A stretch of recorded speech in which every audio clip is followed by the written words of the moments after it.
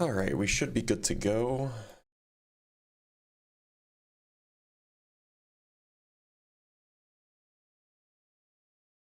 Send an announcement.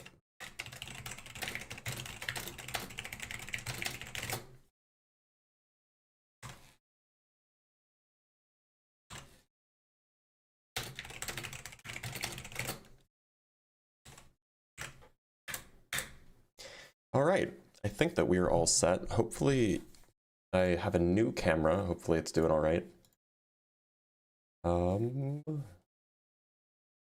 Welcome, welcome.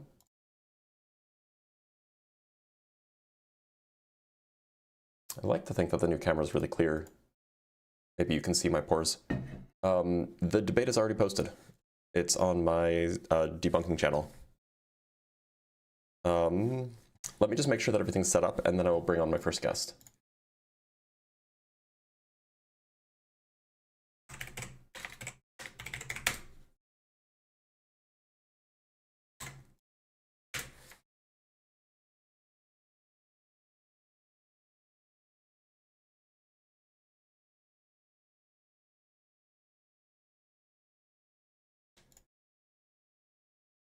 Testing. Okay.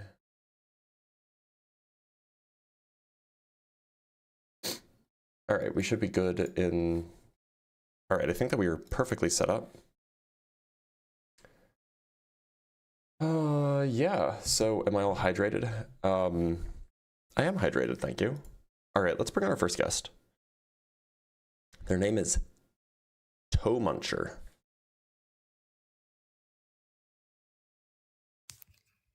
Toe Muncher, how is it going, my guy?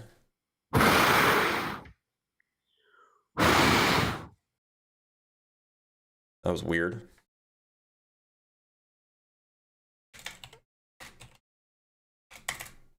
But okay. All right, let's bring on this person, whoever this person is. This person. How you doing? What's up, brother? What's up, Home Slice? I'm doing good. Glad that you're doing good. Do you believe in God? I believe in God, yeah. Okay, and which one would that be? Oops. Christian. Christianity, you say? Yeah. Okay. And why?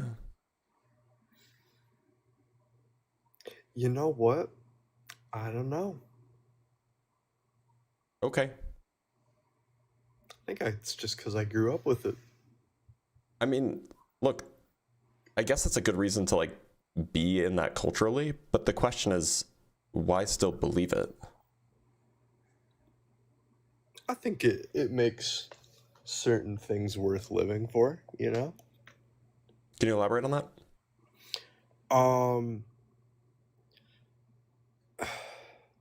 Gives you more of a reason, I guess, to do good, if you know. You're trying to... With respect to, like, you're afraid of going to hell kind of thing? I guess, yeah. I mean, doesn't that mean that if you do good because of that, you're not actually doing good? Possibly. I mean, I think it's more of a, if it still comes from the heart, you can still do something from the heart and still hope it's for a good reason, you know? Well, sure, but then you don't need the fear of hell to do that. Yeah. So why have the fear of hell?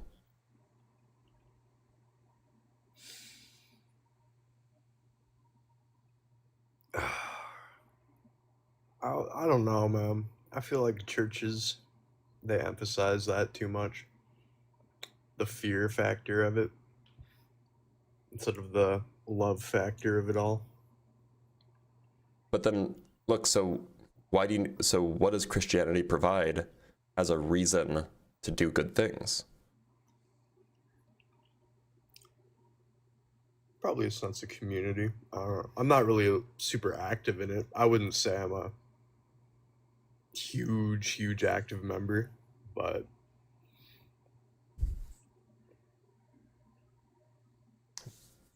how does that justify doing good? Like, how does that encourage you to do good?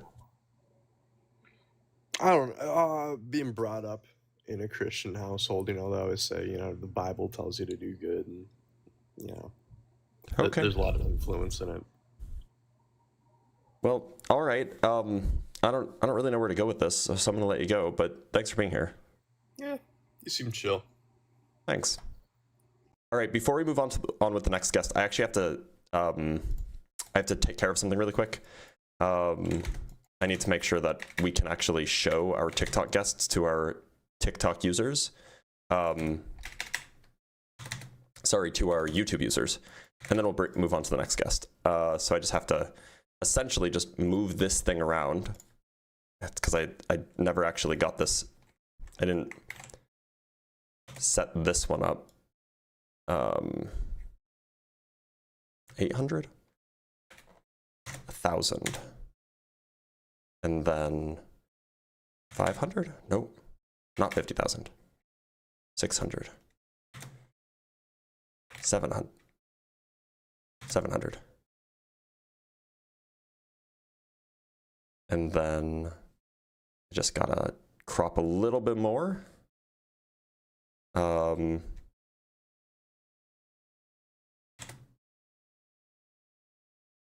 Say 400.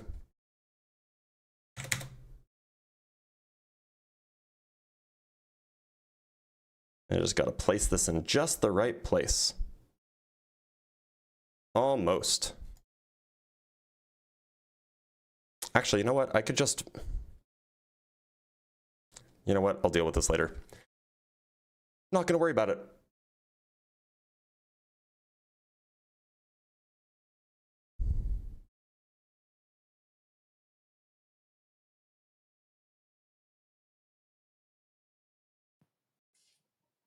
Oh, hello. Don, how's it going? Yeah. Can you hear me? Do you hear me? Yeah, I can hear you. All right. Yeah, Don, do you believe in God? Yeah, I do. I was a Christian. A lot of time. Like, And what would you say is the best argument for such a being? I think everything in our world is like pretty much not a coincidence if you think like it. So you think that it's just nothing's a coincidence? That's... Yep. How does that get you to a Because God, though? if you sorry for interrupting you. If like you see in science we believe in a Big Bang, like everything was started from a Big Bang, and everything is like that. So I don't really believe in this. How does that get you to a God, though? Because if not a Big Bang, then who would create a world? Look, so you can believe that a Big Bang happened, but without believing in a God, right? I can believe in a Big Bang, but I can't believe in God. What I'm saying is you can believe in a Big Bang without a God. They're not necessarily related to each other. Maybe. I think God created the world. It sounds more like... It sounds pretty much better, but I think no one can really convince you that God is real, because everyone God is their God, and they believe in it because they are searching for some part in like religion. Look, like, if you just came on because you wanted to say that you believe in God for XYZ reason and that you don't think that you can convince me to believe in God, fine, I guess. I think no one can convince you to believe in God, because everyone's God is their God, and they believe in it because they are searching for support in a religion. Okay. Thanks for being here then, I guess. Yeah, it was... All right, let's bring in our next guest. Allegedly Ian was in here for some reason. I don't know why. All right, let's bring on our next guest. They are Washivoy something. Hello, can you hear me? Yes, I can hear you. How's it going, Washivoy? So how can you not believe in a God when I'm literally right here? Oh, you got me. I've been had.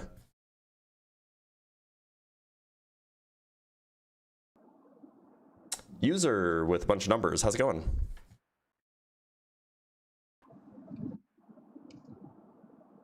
Hi, I don't know if that's me. That is you. Can you hear me? I can. How's it going?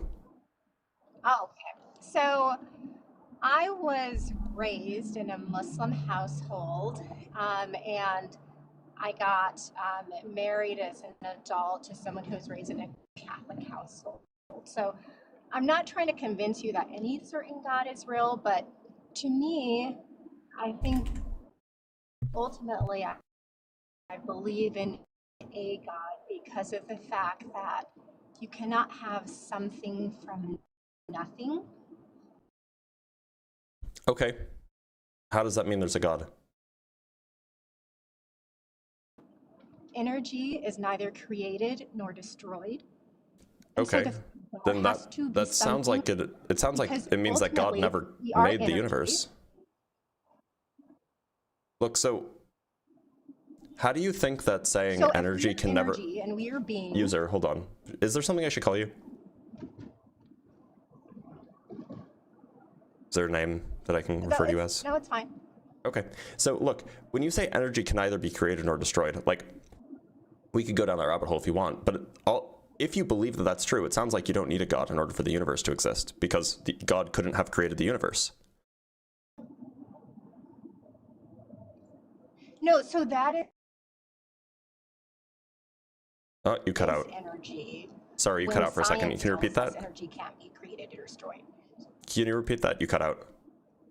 So God is the explanation for why in fact we have energy when science tells us that energy cannot be created or destroyed. So are you telling me that God created energy? So how else can we? Yes. But you just said energy cannot be created. How energy, except by the explanation of a God. So energy can be created or destroyed. Have something to. I'm saying that is, for religious people, God is the explanation for why that is true. It seems like the reasonable thing to, if you believe that energy can't be created or destroyed, then it seems like the reasonable thing to conclude is just that the universe has always existed. But we know that's not true. Science tells us that's not true. How do we know that's not true? Because science tells us that our universe is growing and moving and came from some nucleus of power, i.e. the Big And what was Bang before Theory. that? Well, religious people will tell you God is before that. Well, why can't you just have more? Why can't you just have more stuff before that? Because science tells you that can't be true. Does it? Who says that? Yes. Science says that. Science says, well, science doesn't say anything, right? Scientists say things, but setting that aside, I mean, where are you getting this info that science says there can't be anything before the Big Bang? That is the whole theory of how our universe was created. Maybe if you asked people 40 years ago, that's not what it is today. No, that is the theory today, that there was some sort of explosion of energy, whether that be it from a black hole or some other source, and then all of a sudden we have our universe created from this moment. So the Big Bang wasn't an explosion, and the Big Bang as a theory is completely silent on what came before it. Doesn't say that nothing can come before it. It doesn't say that something came before it. It just doesn't say anything about it. Yes, absolutely it does. And the Where? way that you can. Okay, so why don't you? I think we're talking across each other. If your theory is that, do you believe that you can have something from nothing? No. Okay, so then how can something always have been? Because then there was never nothing. Right, but you're not. But that's impossible, right? Why is that impossible? Science tells us that is impossible. That you cannot How is that have impossible? always had something. What law of physics says that? Okay, I don't think you're having a serious conversation, because obviously you are saying that you believe in the Big Bang Theory, which is this Yep. theory that our universe was created at this moment of No, time. that's not what the Big Bang Theory is. Okay, then why don't you You're a little explain bit out to of me date. what why didn't you explain to me what you believe the Big Bang Theory is? So the Big Bang Theory is a model. It's a cosmological model that describes the universe 13.8 billion years ago being very small, not infinitely small, but just very small. And then expanding from that small state to where it is now. And it describes how it expanded and the rate at which it expanded and so on. Okay, where did that small state come from?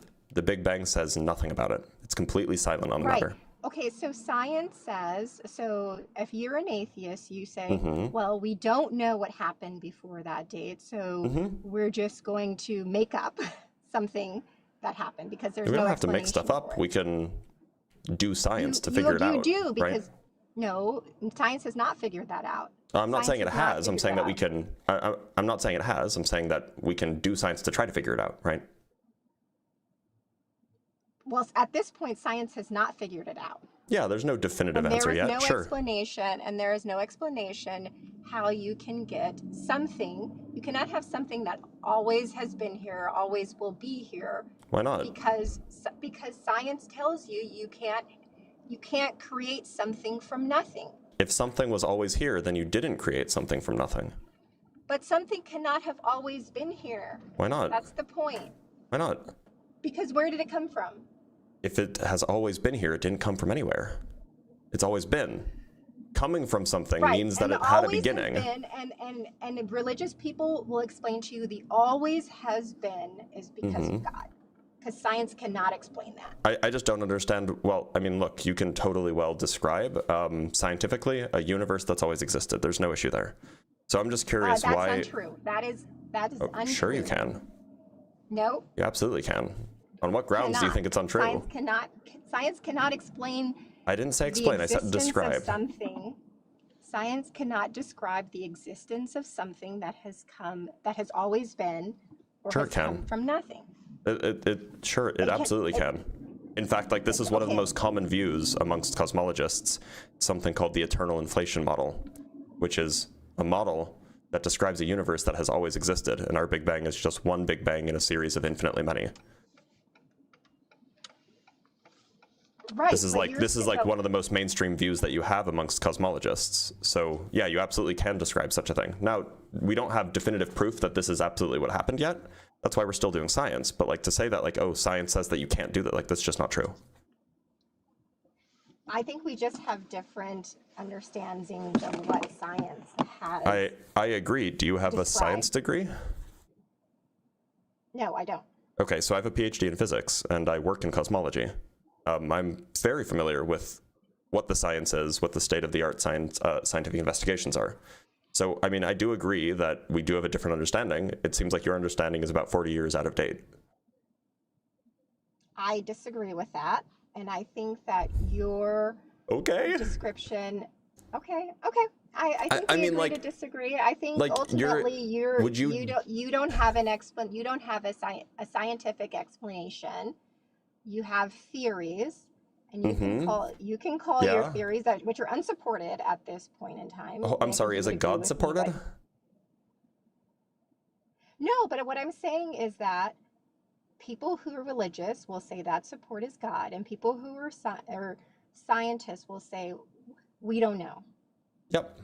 Which one's more honest? The one that claiming that something is true without support, or just saying we don't know?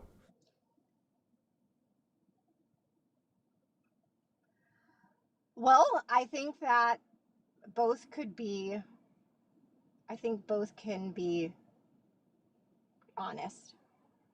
I mean, I would say that one is where you have faith, and then the other is where you lack understanding and you try to fill it in by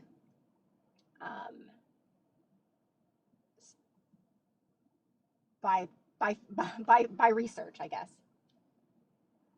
So would you say that it is not honest?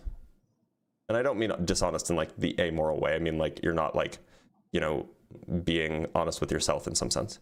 Would you say that it is not honest in that regard to then say, oh, well, you know, the science says XYZ when such claims are unsupported. But at the same time, say, you know, there's a God that did this, and those claims are unsupported. When you could just contrast this with say, oh, we don't know, when the claims are unsupported. Right, but I think that we don't know. I would agree. We don't know, and that's where faith fills in. And in science, you don't know. So you're saying I don't believe because I don't know, and religious people say I believe because I don't know. Why would you believe something that you don't have support for? Well, I'm telling you, ultimately, because there are these unanswered questions, and ultimately, you cannot have something from nothing, which I You truly keep saying believe. that, but that nobody's saying otherwise. Because Nobody's saying otherwise. Science has never been able to Nobody's saying otherwise. formulate. Like, we all agree. We all agree. Nobody's saying otherwise. Right. And so ultimately, the original thing, religious people say call it God, and science doesn't have an explanation for it. What original thing? The original thing that always has been, always was, because science will tell you that something cannot come from nothing. Sure.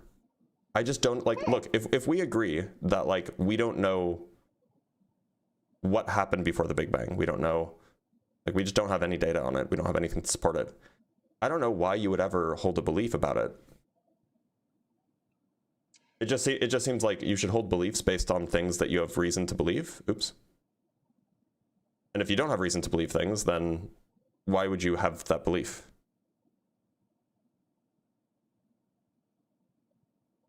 All right, I think we're just talking past each other at this point, so thank you. I really appreciate the conversation. Okay, thank you for being here.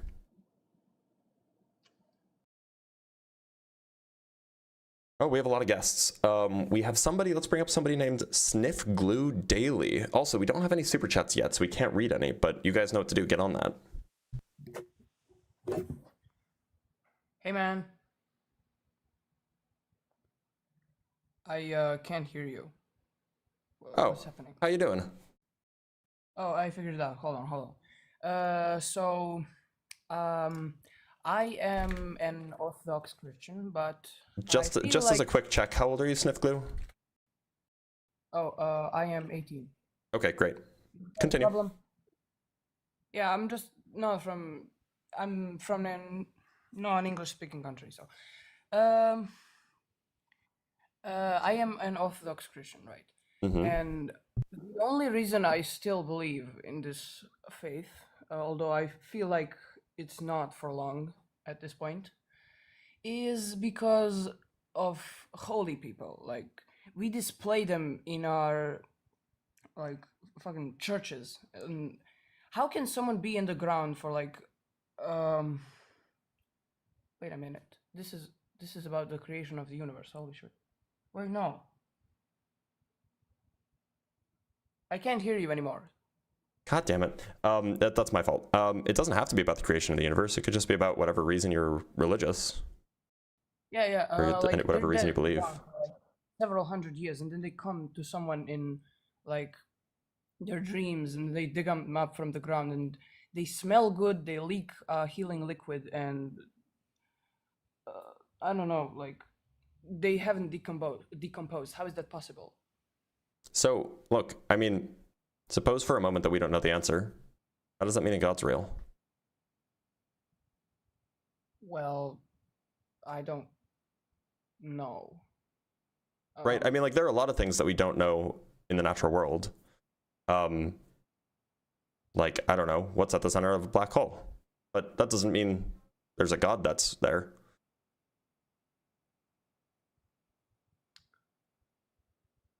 I don't know. They were good Christian people, so that's how they explain why they haven't decomposed.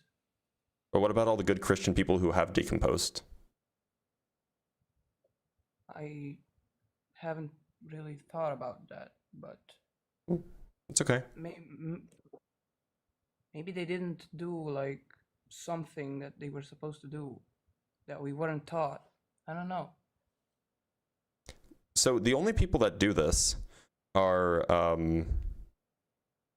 the only people that like supposedly do this are like the kinds of people who are saints, right? Like that's like the whole business of saints. Like you have a few saints that have this strange property where they don't seem to decompose or whatever.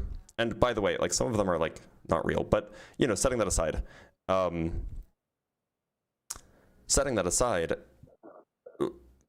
is it your claim that those are the only actually good Christians?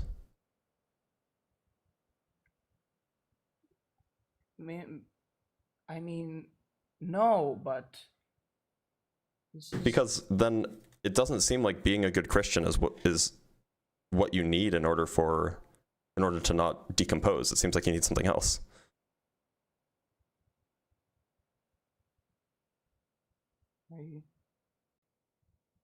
And the only reason I say this is consider, why would it be the case that only the ones that people that, you know, a pope says is a saint, that this happens to? Like, that seems kind of weird, right? Because, like, surely there are going to be people who are, like, saintly, very, very good people that just go unnoticed by the pope, go unnoticed by the church, just because most people go unnoticed by everybody. And so it seems very, very strange that the only people who don't decompose are the people who are being cared for, the people whose bodies are being cared for by the church. Isn't that weird? I mean, it kind of is weird. Do you think they're doing something to them behind the curtains? Well, we Like, know that I know that- they're so like there was a recent do you remember there was a recent kid who was canonized, right? He was like the first Gen Z saint or something like this. Yeah, the think he was a gamer. millennial, actually. Yeah, or maybe he was a Yes. millennial. Yeah, the gamer. So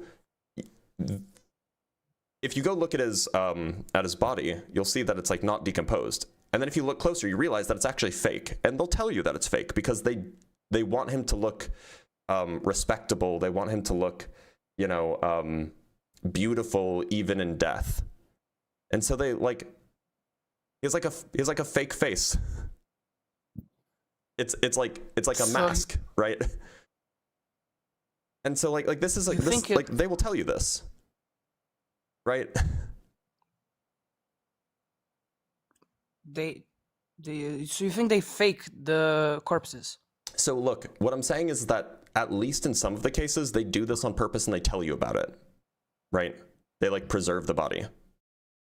And so just how then people can come pay their respects and not be disgusted, right? This is like a totally reasonable thing to do if you're trying to like, and let me give you an example.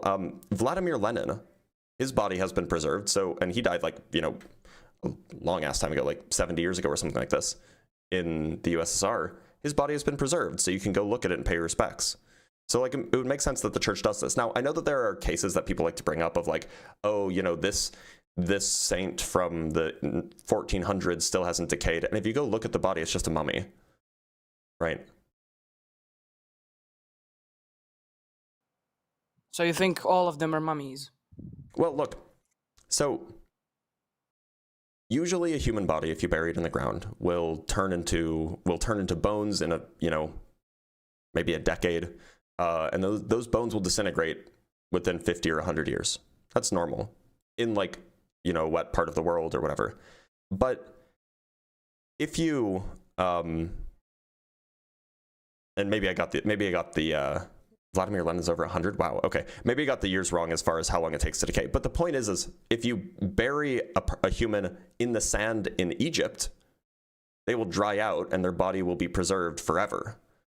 So there are going to be some cases where you have these, you know, these saints, these Orthodox saints, these Catholic saints, whatever, where their body has just been naturally preserved by the environment that they died in. There are other cases where we know that the church is preserving them. And I'm sure that there are some cases where we're not going to have a good explanation for them. But I don't know how not having an explanation means that there's a God.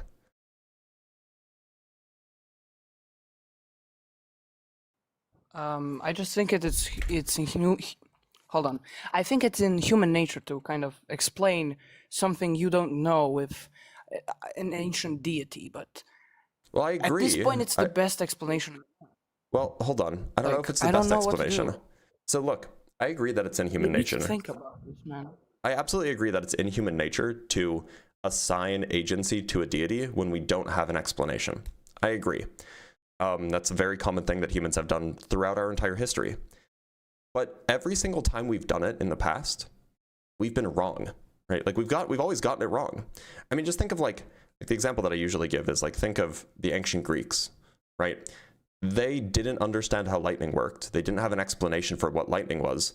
So they conjured up a man on top of a mountain who was throwing lightning bolts. And that was their explanation. And for them, it was a perfectly good explanation. And then we figured out how lightning works. And now we don't believe in Zeus anymore.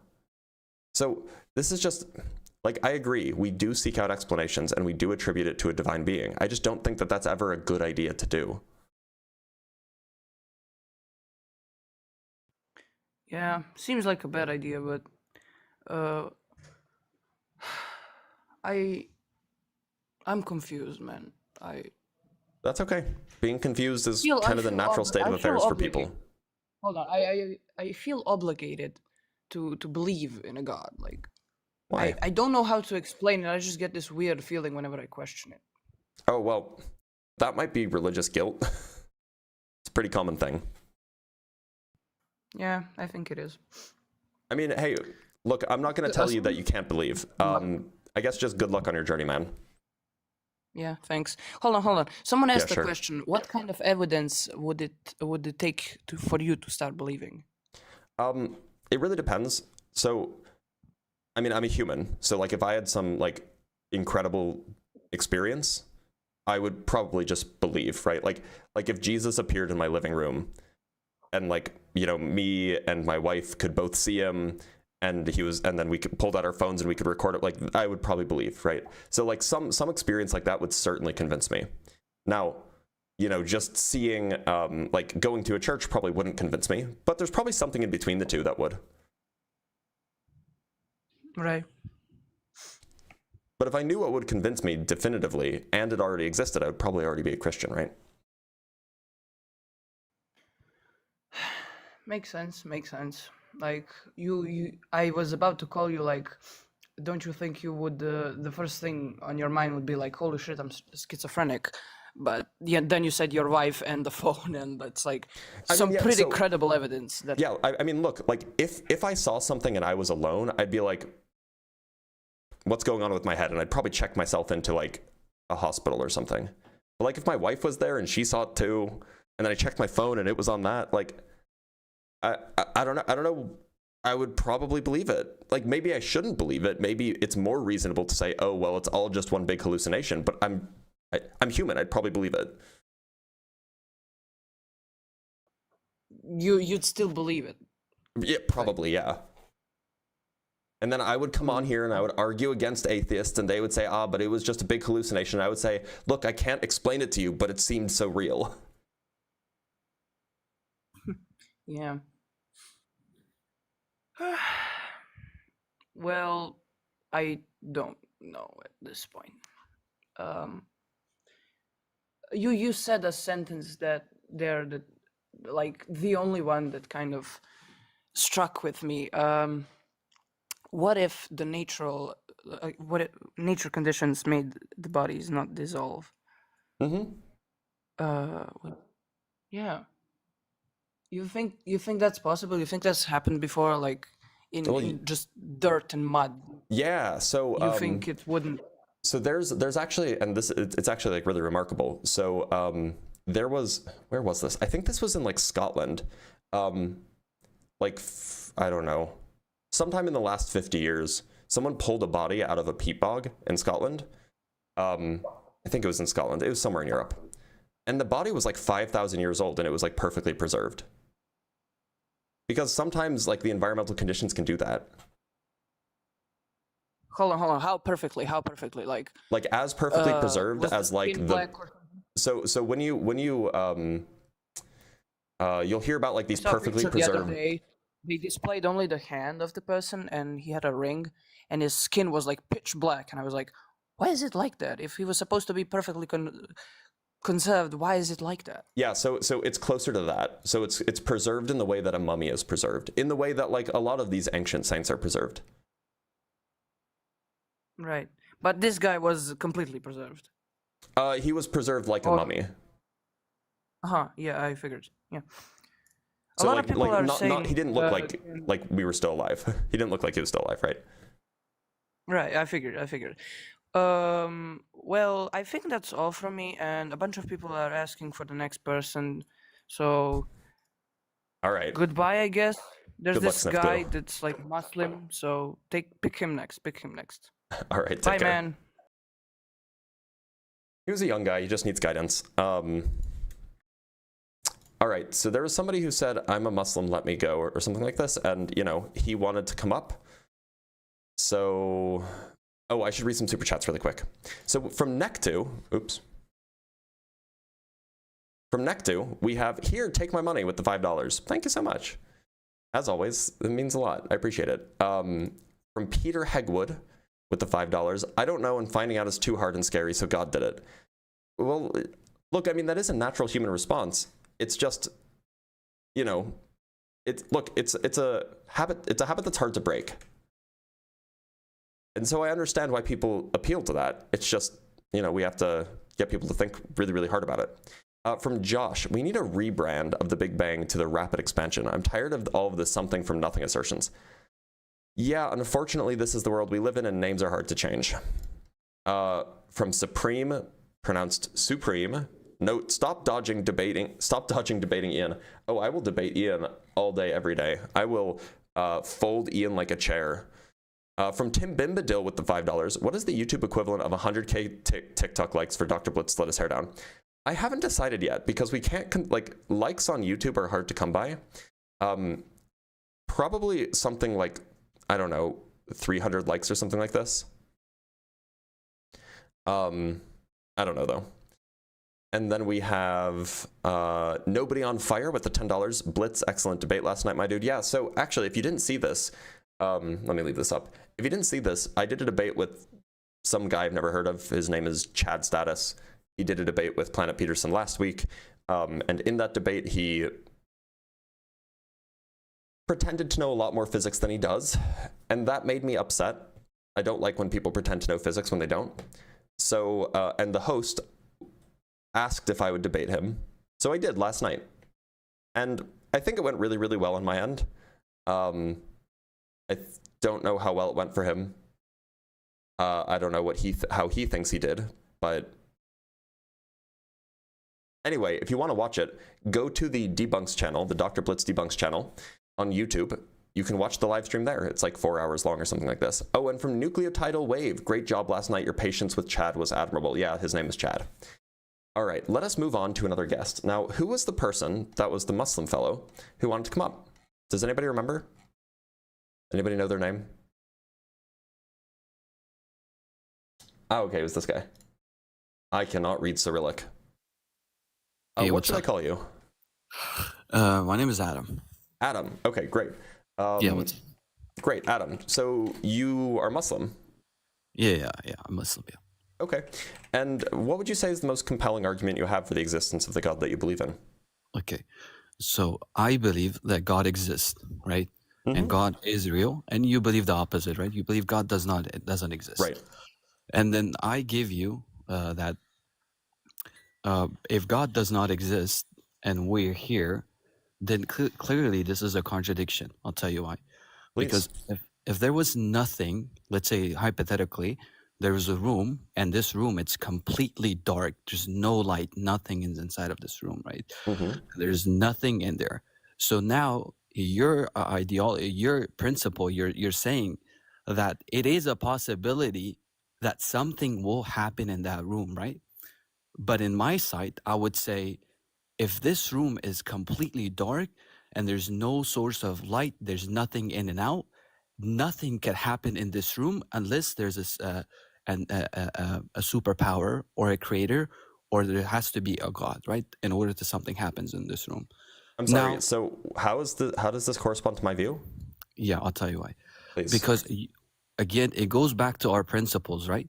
about the contingency and dependency, and then goes back to cause and effect, right? So if we say that something happens, it has to have it has to have every single effect has a cause. Can we agree on this? Yeah. Okay. We can say yes. I have some contentions with the notion of causality in what's general, the but we can contention? say yeah. Can you tell me the I mean, contention? we can't demonstrate cause and effect. This is something that was proved by Hume, and we don't really use the language of cause and effect when we do physics anymore. It's not really a thing, and it hasn't really been a thing for like 150 years, or maybe 100 years or so. So it's plausible that like this notion of cause and effect is just confused to begin with. But for the sake of argument, and Oh wow, because this is of a the way big that we statement you just made, by the way. Please, You I was just in the middle said- of a sentence. So, but for the sake of argument, I think it's still useful to use the language of cause and effect in everyday conversation so that we can talk about like physically occurring events that are related to each other spatially and temporally. So we can use that language if you want, but I think that there's good reason to be skeptical of this idea. Yeah, but that's the whole point, right? I want to talk about cause and effect because I can Mhm. prove to you that every effect has to have a cause, Okay, unless can you if you prove it to tell me? me, yes, if you Go allow ahead. me, right? I don't know why you started panicking. Like, just Yeah, if you think I'm panicking, then like I don't know, man. But go ahead. wait. You just told me to like don't talk when you were talking, and you're doing the same thing. I Anyway, apologize. I do have a problem with interrupting, and I'm working on it. So you'll I have to forgive me. apologize as well. So all I'm saying is this: that if it's a possibility for a cause to happen without any other cause, then this is a contradiction. Because then another cause could happen without another cause, and then basically this cause that you're saying existed without another cause, it's actually a fallacy. It does not make sense in philosophy. I'll tell you why. Because Hold on. Before you okay, do that, can I ask a question? yeah, go ahead. So you said that you can prove that every effect has to have a cause. Yes, it has to by law of logic and law of physical. What's the law of logic that gets you there? I mean, I don't know if you, but do you? Just to confirm it, do you believe in law of logic? Right? I think that there are certain propositions about logic that I agree with. Yeah. Well, to me, you're rejecting a lot of things. Now you're saying it is a possibility that law of logic doesn't exist out there. If that's the case, What do you mean? wait. So like, My I don't next think that question is- propositions exist Wait, doctor, out there doctor, at all. doctor. My next question: do you believe you actually exist? Yeah, Do you sure. believe you exist? Yeah. Can you prove to me you exist? I can't prove it to you. I can prove it to me though. How can you prove to yourself? Okay, go ahead. Prove I can yourself. just use the cogito. Okay, So do it. I can. Do So it for so the I can. audience. Well, no, I can't prove it to anyone else but myself. Right. That's the whole So you business don't of the cogito. Okay, so you can't prove to me that you exist. Well, Even though we're probably not. talking I right mean, now, like you and could we're be. living in the same reality. So right? Adam, you could be globally skeptical, and there'd be no way I could provide you a deductive argument where one of the propositions, or sorry, one of the premises you could reject. Where, let me rephrase. If you are a global skeptic, you could reject at least one of any premise I provide you that would lead to a deductive conclusion that I exist. Which can you give us a model? Of like a deductive argument. So, Yes. for example, this is not the kind of thing that a global skeptic would accept. So let me give you. So, premise one: if you can have experiences of me, then I exist. Premise two: you have experiences of me. Conclusion: I exist. Now, a global skeptic could reject premise one. They would say just because one has experiences does not mean that the things that the experiences point to actually exist. So like you could hold that position. I don't think that you should, but you could. Okay, just to be clear for the audience, right? Because you're using a lot of big words and people are getting confused. You're saying Don't do that. My audience is quite sophisticated. If you're getting Okay. confused, you can Okay, say that no you're getting problem. confused, and I can explain it to you. That's not how a doctor should talk, right? You're being very like disrespectful right now. Look, You're grandstanding. Stop it. Just be Okay, normal. I am. Look, you're saying, okay, let me just, because I'm a little bit lost right there, right? If I'm standing next to you, in front of you, right? Let's hypothetically, if I'm right in front of you, do you think it's a possibility that that's not me standing in front of you? So a global skeptic would say yes. I'm not a global skeptic. But what are A you? global skeptic is. I'm not. I'm just not a global skeptic. It's not a property. It's not a philosophy I adhere to. Okay, if global whatever, right? If you believe in this position in this model, one second. I don't believe What? that. I'm not a global Okay, skeptic. that's okay.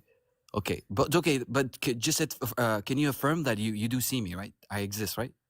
If I'm in front of you. Look, I absolutely believe you exist, 100%. Okay, exactly. So how come you say I exist because you see me, right? And when I tell you that we see the earth and we see the creation of God, therefore there has to be a God to create the creation. I'm And sorry, this is a that's one of huge the- pivot. You were It's originally not. going to You're not defend how letting me every effect finish. has... Look, you're pivoting. You were going to defend how every effect has a cause, and then you pivoted to, can you prove that you exist? And I let you pivot there. And then you pivoted to, oh, well, we see the earth, and that must therefore mean that there's a God. If you want to run away from proving that every effect has a cause, logically or physically or something like that, by all means, but I'm just going to make you acknowledge it. I'm not running away. I'm actually trying to go back to my Okay. point, but That I want to every clear effect has a things cause? out, right? You're going to prove that? Every effect has a cause, yes. Okay, prove it. Still Okay. waiting. Okay, so when the creation was created, which I know you don't believe this, you believe the creation always existed eternally, right? Right? I lean that way, but I'm not like convinced. I don't have a high So credence in the you're video. not even atheist, you're agnostic. No. Just say you're agnostic because you don't No, know I'm if an atheist. I actually... don't think that a God exists. Okay, no, I'm talking about the creation. You're saying... I'm agnostic about whether or not the universe is eternal. I'm not agnostic about whether or not a God exists. Because if you say the universe is not eternal, right, then you're testifying against yourself. Then there has to be a power to create the universe. Think about it, what I No, just that said. doesn't follow. Okay, can you present an argument against it? Yeah, I can just give you an example of a model that doesn't require a creator being, but instead does have a finite past. So it's called the Hartle-Hawking state. It was proposed by Stephen Hawking and James Hartle back in the 80s. Their explanation for the origins of the universe, if you will, is that if you wind the clock back enough, about 13.8 billion years or so, time gives way to space. And so there is a first moment of time. Can you define time, by the way? You can just say it as a way of distinguishing between temporal or actually, sorry, I was defining change, not time. You can define time as a part measurement of a of change, mathematical... right? No, I wouldn't say that. I mean, so why don't you agree with the that? way that I'm referring to time is in a mathematical sense. And there's a mathematical character that a temporal dimension has that a spatial dimension does not. In particular, it's called the signature of the dimension. The signature of the temporal dimension would be negative. The signature of the spatial dimension would be positive. That's how we distinguish between time and space. Anyway, the model proposed by Stephen Hawking and James Hartle is that if you wind the clock back enough, the temporal dimension gives way to a spatial dimension. And so there is a first moment of time. It would be the first moment where there is a temporal dimension. And quote unquote, prior to that, if you keep going back in that same direction, you only have space. But that space is timeless. It's not eternal, it's timeless. And so you have a timeless state that gives rise to a time-full state, that time-full state having a beginning. Wait, sorry, my boss just called me, and I really apologize because I was at work. I was actually having really fruitful conversation. I really like talking to you, man. You're a good guy. Let me pick up this call because this is very important. But maybe I can talk to you later. Thank you, man. Okay, sounds good. Take care. Bye. I actually believe him. All right, we have a super chat from Brian Peck with the $5. It was rather odd listening to Chud Status run 4 simultaneous half-fill bro arguments.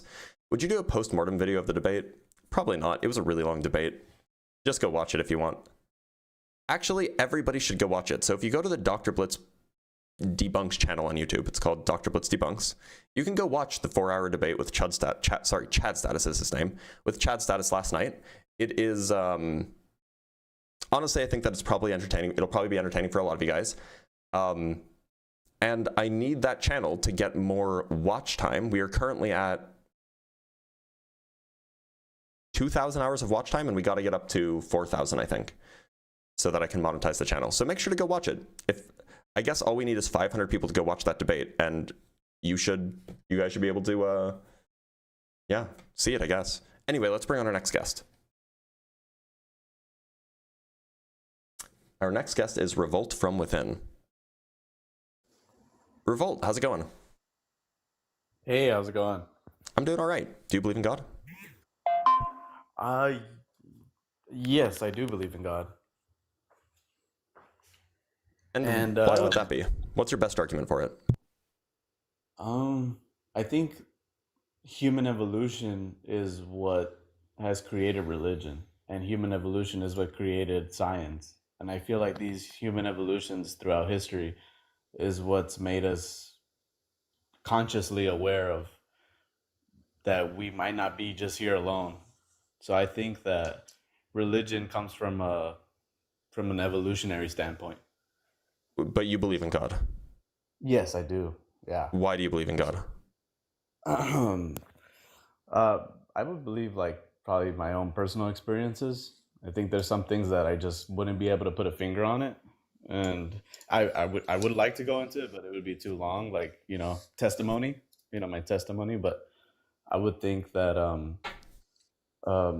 another thing is the limitations of science. Also, kind of to me, I would see that it would be proving that God is real, or at least having a lot of scientists be agnostic for the reason that there's a lot of limitations to where you can say, hey, this is what happened, or the theory, or it's kind of like the chicken before the egg. Hold on. So how did the limits of science mean that you should believe in God? I think the limitations of science proves that there's no real answer. So then why would you believe in God? Well, this is where faith comes in.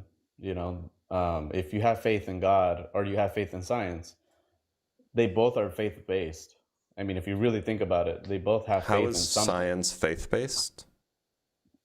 Because, like I said, the limitations of knowing who created this universe or how it was created is definitely faith-based. Like you have to have what's faith in what's the faith claim that, say, scientists have? I would say that the faith that they believe in would probably be that God isn't real, and there's an explanation. How is that a faith? How is that a faith? And let's say that they're like you said it yourself. Lots of scientists are agnostic, so that they don't even believe that God isn't real. They just don't hold a view. So then, how is that a faith? Like I said, it's the faith because you don't have. It's just theory. There's no concrete evidence, so you have to have faith. What's just theory? Science? Science is just theory? No, science is definitely not theory because I mean, if we. So then you said that you can either believe in God and put faith in it, or you can put faith in science. I don't know what you mean when you say put faith in science. What does that mean? I mean, I'm trying to say what it is. I mean, you have to believe that what your theory that you're putting out and what you believe that theory is, that it is wholeheartedly felt that that theory is true. No, you don't. You can look for evidence for it. Wait, you can't prove that. What are you talking about? The whole business of science is finding evidence for hypotheses. That's the whole business. Where's the faith in that? Well, the faith would be that if there's no concrete evidence, like you said, like, can you prove to me that God isn't real, or can you prove to me? What does that have to do with science? You said that that believing in science is faith. Definitely. How does that follow? I don't know. Where's the faith component in believing that science works? The truth. I think seeking the truth. I think how that's is that faith? It's gotta. I don't know what do you want me to say? I'd like you to say that. Oh well, I was wrong. Believing in science is not faith because it's evidence based. It is evidence based, but so like then how's it faith? But the limitations of science can only go so far. So you have to have faith in the theory that you believe in. No, you don't. Look, would be Revolt. You're confused. So if it's the case that science has limitations, which plausibly it does, then all that means is that you don't hold any views beyond what you can access scientifically, right? Like you don't have to hold views about things that go beyond the capabilities of science. You just don't have to hold views about that. There's no faith involved in thinking that science works. It's just like, what? So it's basically It's what you're saying. evidence-based. It's an evidence-based mechanism. Sure. And well, I think that's I really don't have any much argument to that. I mean, I don't. I mean, it goes to the same thing of I think we'll just be going back and forth to speaking that, well, saying what your truths are and my truths. So, and you obviously already stated the fact how the only way that you would be able to be convinced. So you already spoke on that, and I'm not trying to convince you. I I'm just didn't. trying to, I didn't we're say the just only trying way to I'd be get- able to be convinced. I gave an Sure, example sure. of one way that I could be convinced. Definitely, and honestly, that would be like that would be amazing. But yeah, yeah, I don't know, man. I think that's all I wanted to really say, to be honest. Okay, well, thanks for being here, Revolt. Thank you. All right, let's bring on the next guest. I don't know why my Video Ninja link is not working lately, but it is what it is. All right, wow, we have a lot of guests in the guest box. Let's bring on Lucas. Oh, is this the same Lucas that I spoke to last week? Lucas, have we spoken before? It is. Lucas, Yes. then you can't come on. I try to speak to new people every week. Oh. But thanks for being here, Okay, Lucas. no worries. Yeah, for sure. I try to speak to new people every week because that way then it's more interesting for everybody else, and otherwise we just end up rehashing old arguments. I don't know why it's showing my shoulder. Oh, it's showing my shoulder because there's no guest. Or because Brian's not connected. Oh, Brian, can you hear me? Oh, there you are. Can you hear me? Yeah, for some reason, one moment. Let me try something. What?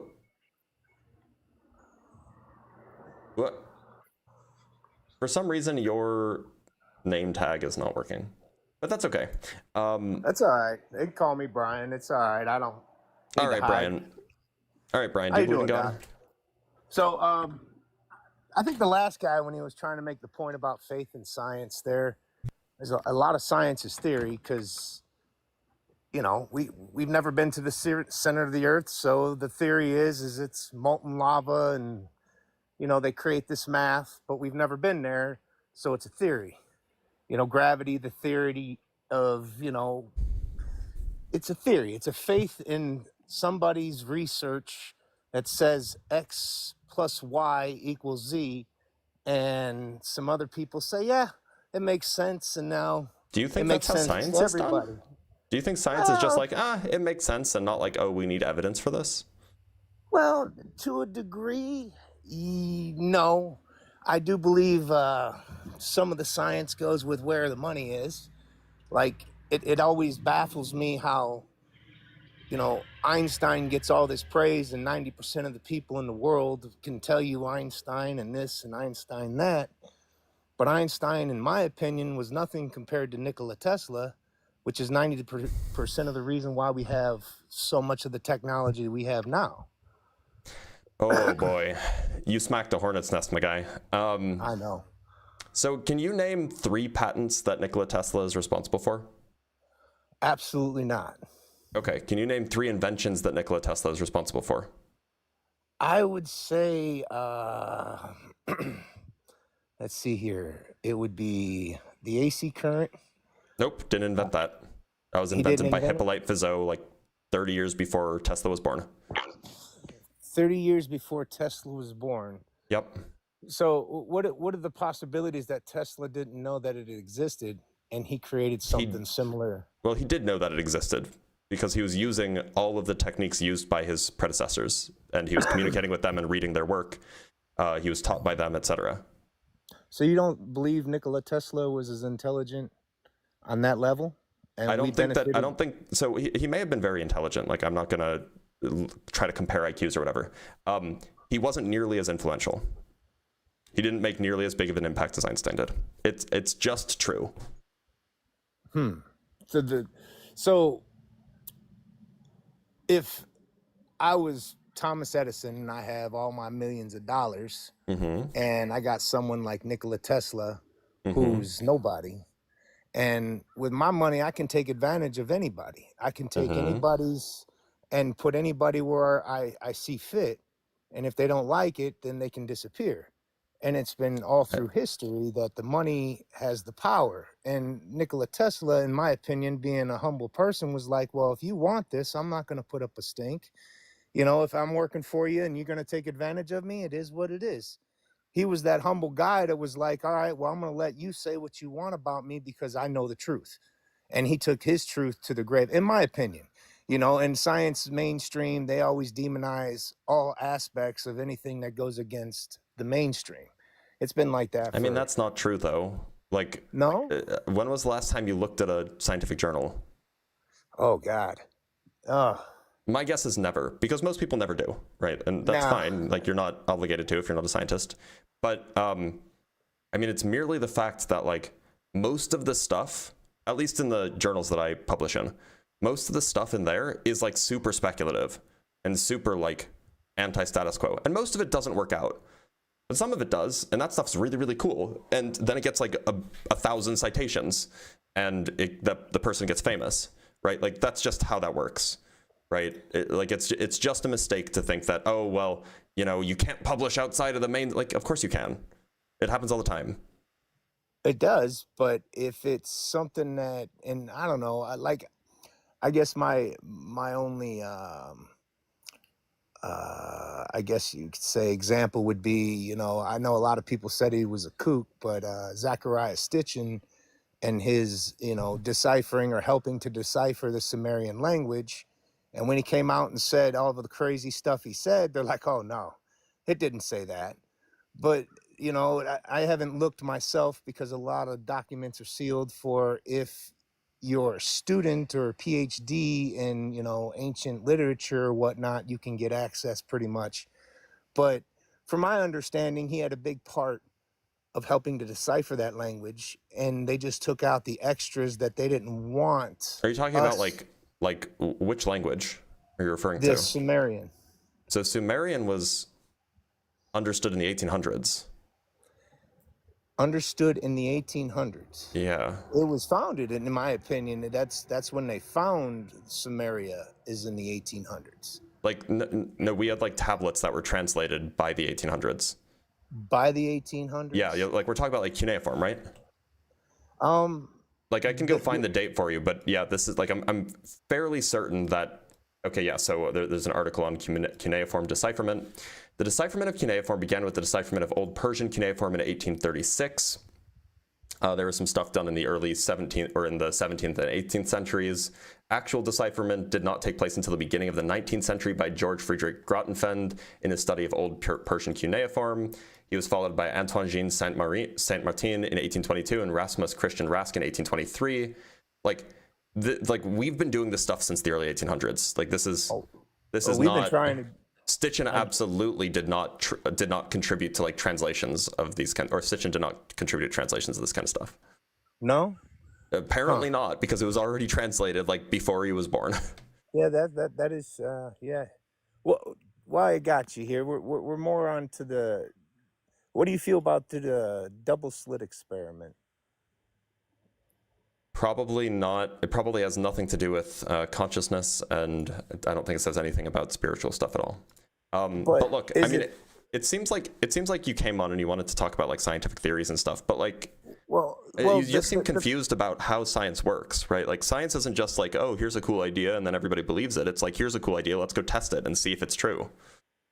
Yeah, I understand.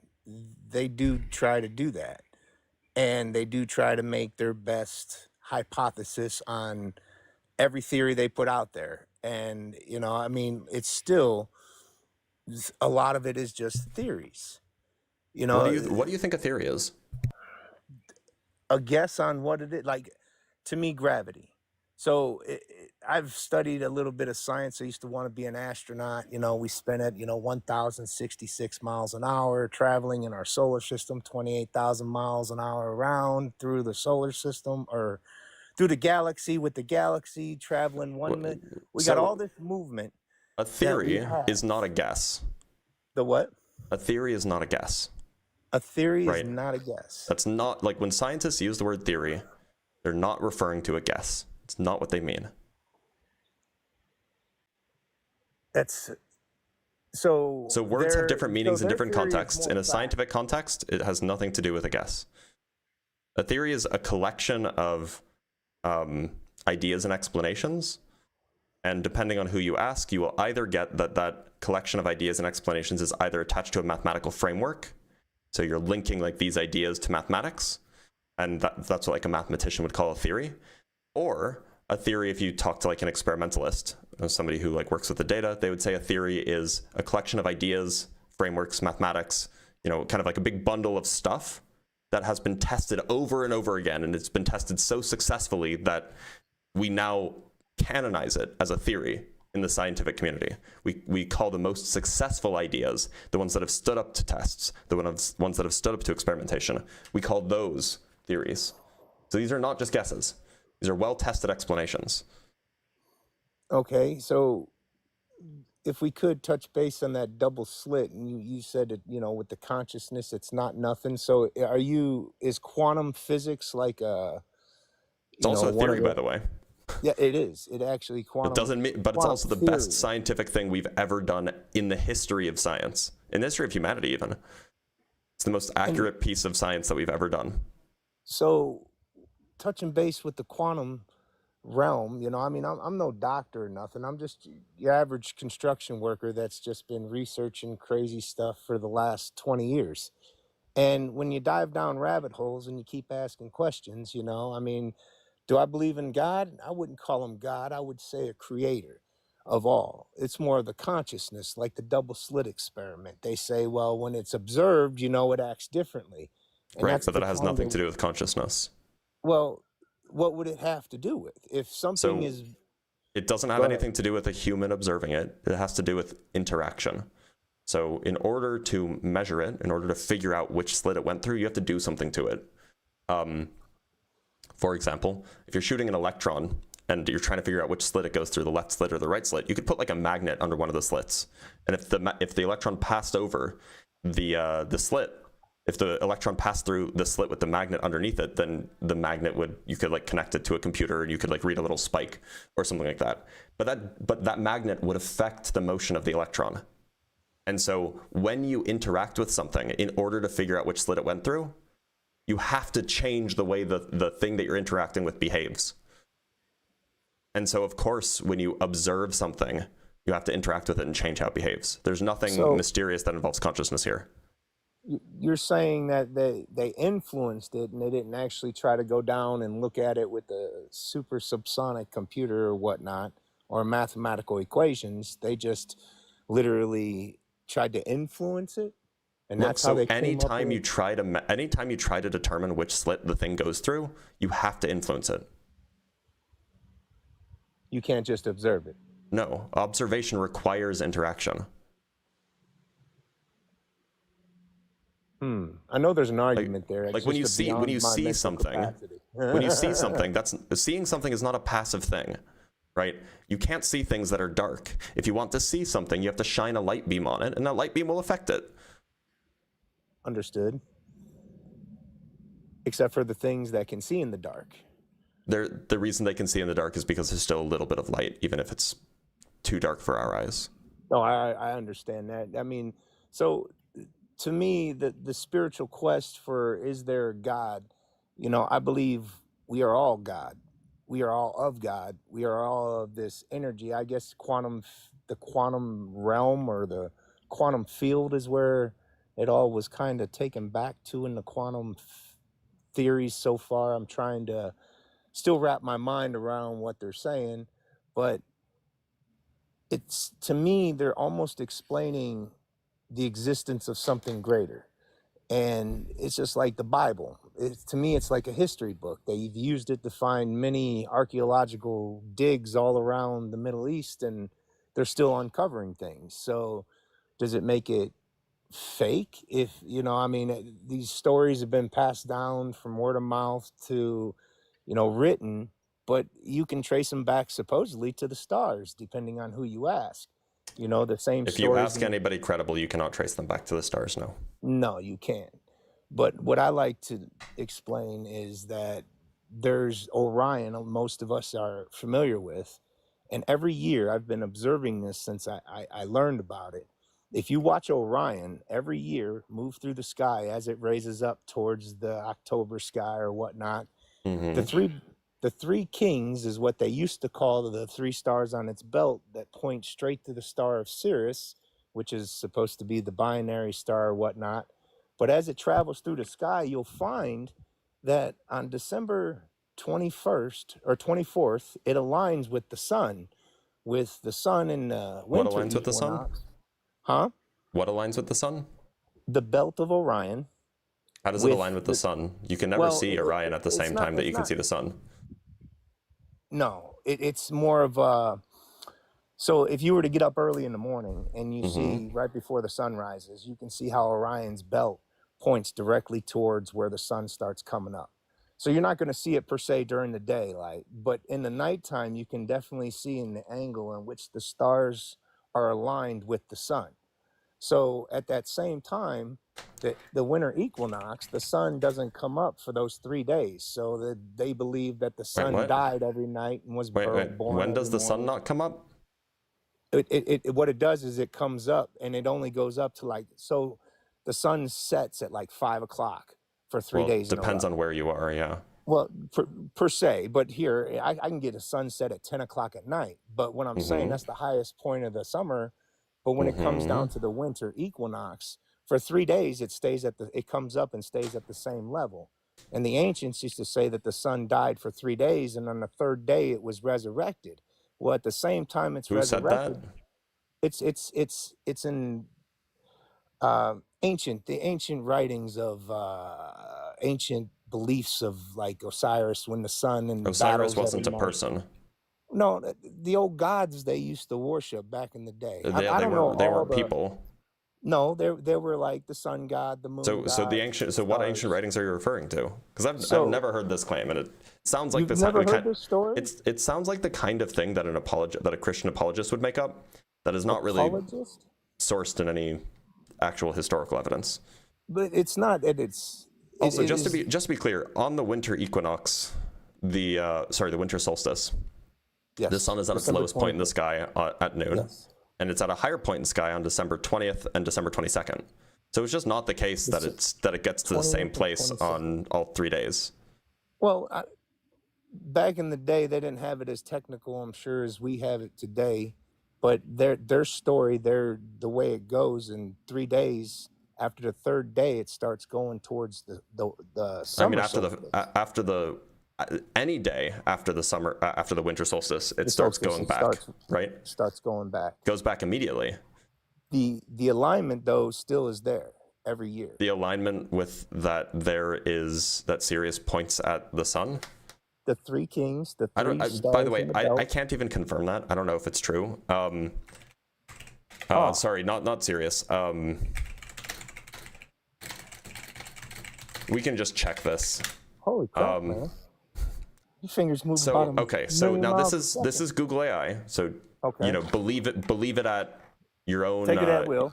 Yeah, take it at will, right? But I just Googled, does Orion's belt point at the sun on the winter solstice?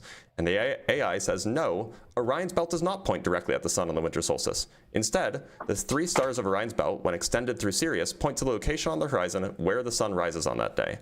The astronomical alignment is believed to be the basis for the Three Kings story, guiding observers to the rebirth of the sun in the morning after the winter solstice, according to some astronomical interpretations. Yes, that story. That's interesting, because it sounds like that this is the origins, at least some people think that it's the origins of the Christian story, not that this is pointing to the truth of the Christian story. Yes. So this So it is seems where like this things is saying get a that the little Christian touchy. story is not true and that it was just inspired by astronomy. This is where it gets touchy for the Christians. See, there's Also, by the signs way, in that the southern hemisphere, this doesn't happen. No, it doesn't. But in the northern hemisphere, we get this, and it's interesting to see that story go back that far and be similar to the same story of Christ and Well, no, it's not. Hercules and- It's not surprising, because that's the origins of the story. So, well, there's reasons for it. There's reasons in which we're lost in time, and which How do you know that they're reasons if they're lost in time? Um, do you meditate? No, not really. All right. Well, that's pretty much how the monks kind of figured out that everything has motion. You know, What? they knew before Newton said everything has everything's in motion. Your cells are in motion, everything there's always constant motion. Monks knew this thousands of years ago in their own monastery, sitting there What does this have to do? meditating. Look, okay, so Well, we're I like understand. way off topic. It is, but it isn't. So when science is like discovering things that were known thousands of years ago, like through acupuncture. We're just now diving into science is accepting the possibility that it's maybe a little bit more than a placebo effect. Where the Chinese for thousands Look, there's a of years, lot of things that science has discovered in the last 100 years that was not known by the ancients. So like, yes, oh, yeah, guaranteed. some things. So look, what is the case is that a lot of folk medicine, these are things like, and I call them folk medicine not in a derogatory sense, just like the kind of medicine that was practiced before we had like evidence-based medicine. Yes, a lot yes. of folk medicine, people figured out through trial and error, and they didn't know why it worked, but they did know that it did work. And what we're finding out now is that a lot of the folk medicine, it had some, or at least some of it, had some sort of a positive effect, and now we're finding out why they work. And that's not surprising. We figured something out via trial and error, but didn't understand how it worked, and now we do. Well, I used to have a doctor. He was from Germany. Well, he was from Europe, but he got his degree in Germany. And his degree, his first 3 years, he had to learn, we'll call it the homeopathic way of healing before he even touched base. You should not do homeopathy. That's Well, nonsense. what do you call he does the herbal, the old ways of healing before he learned the new way, the folklore or whatever, the folk healing or. So homeopathy is where you take something like silver or like silver colloids or something like this, and then you dilute it like 100 times, and then you say, but it still has the essence in it, and then you just drink water. Okay. No, and that's nonsense. That's fake. I've dabbled in all that stuff. Well, you shouldn't. No, I mean you shouldn't dabble in homeopathy. No, that's a waste of money. Huh. No, I do more at home, a piece of silver with a 9-volt battery and then, a little. Probably shouldn't do that either. That seems like something you should consult your doctor on. Look, we are way off topic, Brian, so I'm going to let you go. Yes, no. But thank you so much for being here. All right, we have some super chats, and then we'll move on to the next guest. From Kyra Foreman with the $2. You want to know God or want to debate your non-belief? If God is real, I'd love to know it. And then from Oren Pacht with the $5. At latitude 40 degrees north, earliest sunset occurs around December 8th each year, and latest sunrise occurs around January 5th. U.S. Navy site. That's interesting. Wait a minute. Earliest sunset occurs around December 8th? That doesn't make any sense. Hold on, that's not true. Earliest sunset doesn't occur on December 8th. There's no way. That may have been a typo.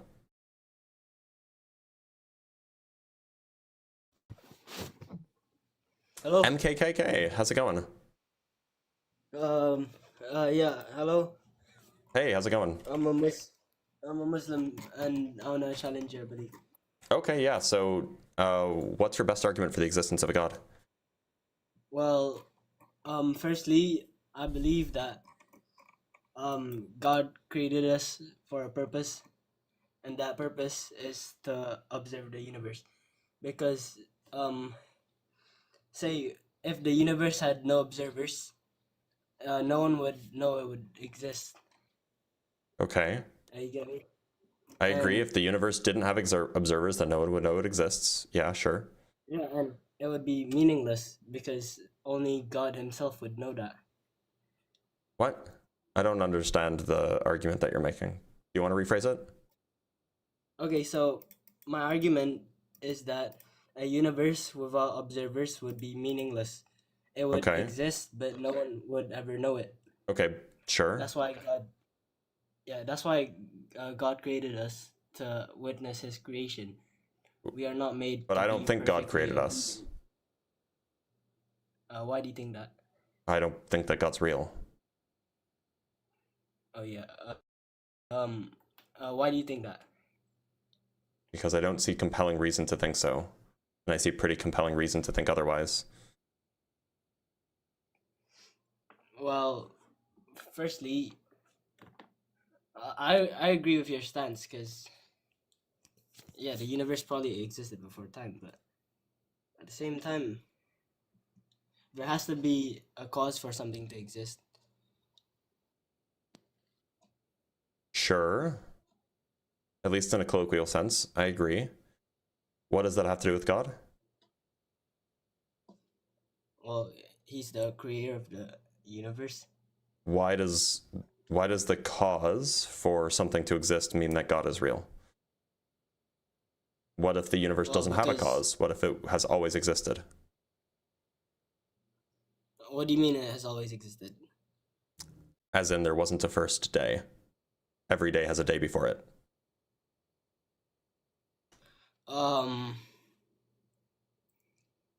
Well, yeah. Well, in a way. Okay, I get your point. It seems that you haven't thought about that, but from my perspective, even if the universe has always existed, it has to have a reason to exist. I mean, Why? why would it exist without a reason? Why does it need a reason to exist? Can't it be Everything- self-justifying? I mean, like, Shouldn't it be necessary? to be self-justifying and self-necessary. Yep. Oh, you're right.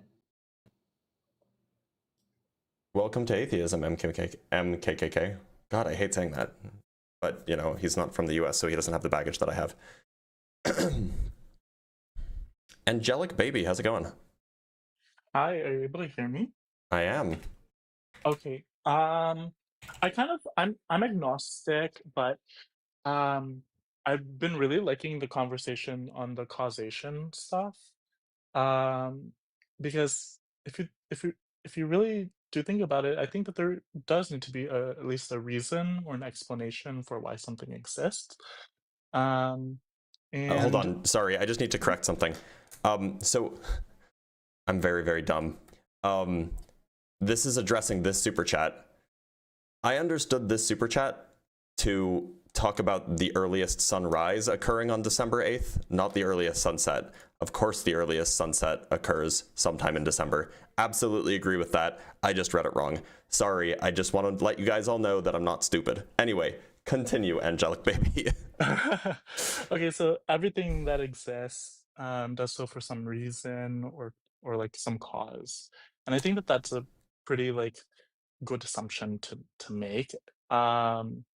And if you don't want to just assume it, I mean, everything that we observe. I would say that like all of the that's the physical case. things that we see have some explanation.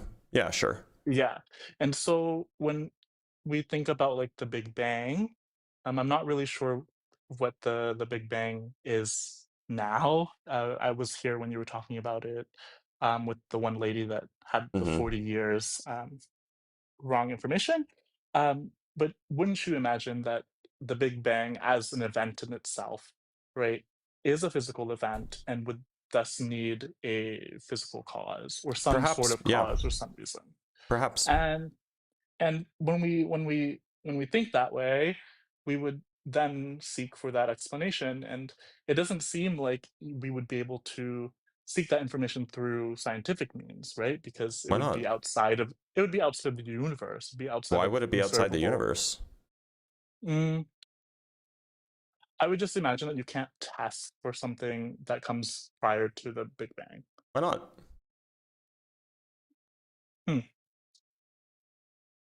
So, do you have like some like a hypothesis on how you would do that, or like? Yeah, sure. Build a giant gravitational wave detector and see if you can detect gravitational waves passing through the Big Bang.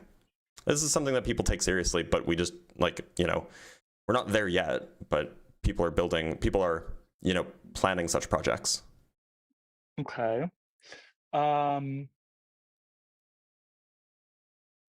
So then if we're looking for the explanation, then I think that one way that somebody would try to explain that is through God. Mm-hmm. And that to me makes some sort of sense, right? Like, if you need something to be, like, at least like conceptually or ontologically prior to the Big Bang to make sense of the world, yeah, make that posit. But as an atheist, like, why is it that, like, you must deny that explanation So my instead, view is right? Like, generally that if you're positing something that is non-temporal, it can't really do anything.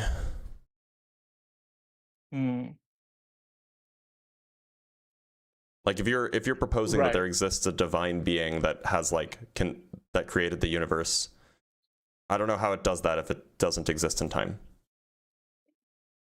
Right. Okay. So for your understanding of causation, then it is like the sort of like physical. My understanding of causation is that it's temporal. It's temporal. It always occurs in time, either prior to, if we're talking colloquially, a cause always occurs prior to or simultaneous with the effect. Right. And if yeah, that's interesting, because then people will say that God is outside of time and space. Right. And then I would have trouble trying to figure out how to then show the causal connection between something outside of time and space. Yeah, I would agree with that. But yet you would still need some sort of explanation for at least if you assume that everything has an explanation or some cause. Well, you don't want to assume everything has an explanation, right? You want to assume that, like, some subset of everything has an explanation. So you might want to assume that every contingent physical thing has an explanation, or maybe you want to assume that every contingent thing has an explanation, not just contingent physical things. You probably don't want to assume that everything has an explanation, because then the fact that everything has an explanation also requires an explanation, and you just end up with an infinite chain of explanation, right? But then you probably don't want that. But there is the possibility that the thing that is that you reduce everything to is something that's self-evident. Well, look, so do you think that a thing can explain itself? I mean, why not?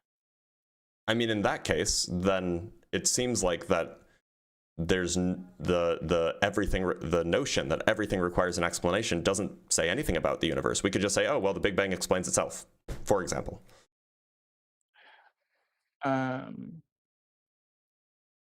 We just don't know how. We just don't know why, but it is self-evident, right?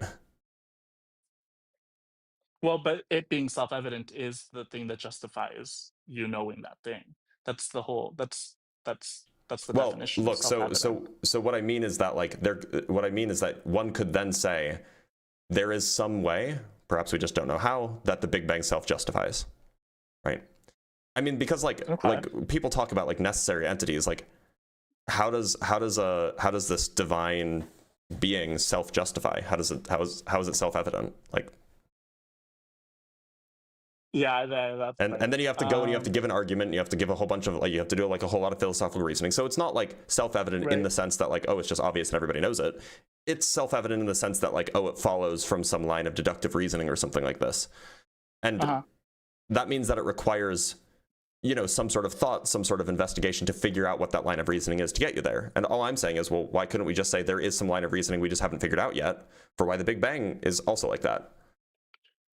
I see. But then that doesn't make you an atheist, though, if you're talking about God, right? That just makes you, like, you're sort of, like, agnostic to the fact. Or, well, so I'm an atheist because I think that there are good arguments against its existence. I see. And generally, I think that if there are good arguments against the existence of something and the arguments for its existence are poor or uncompelling, then I think that you have good reason to think that such a thing doesn't exist.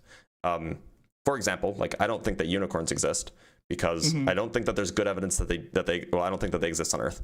for the reason that I don't think that there's good evidence that they do exist. You'll find like mannequins and stuff, but like those are obvious forgeries. And I also think that the evidence that we do have is that, we know the evolutionary history of horses. We know the evolutionary history of most mammals.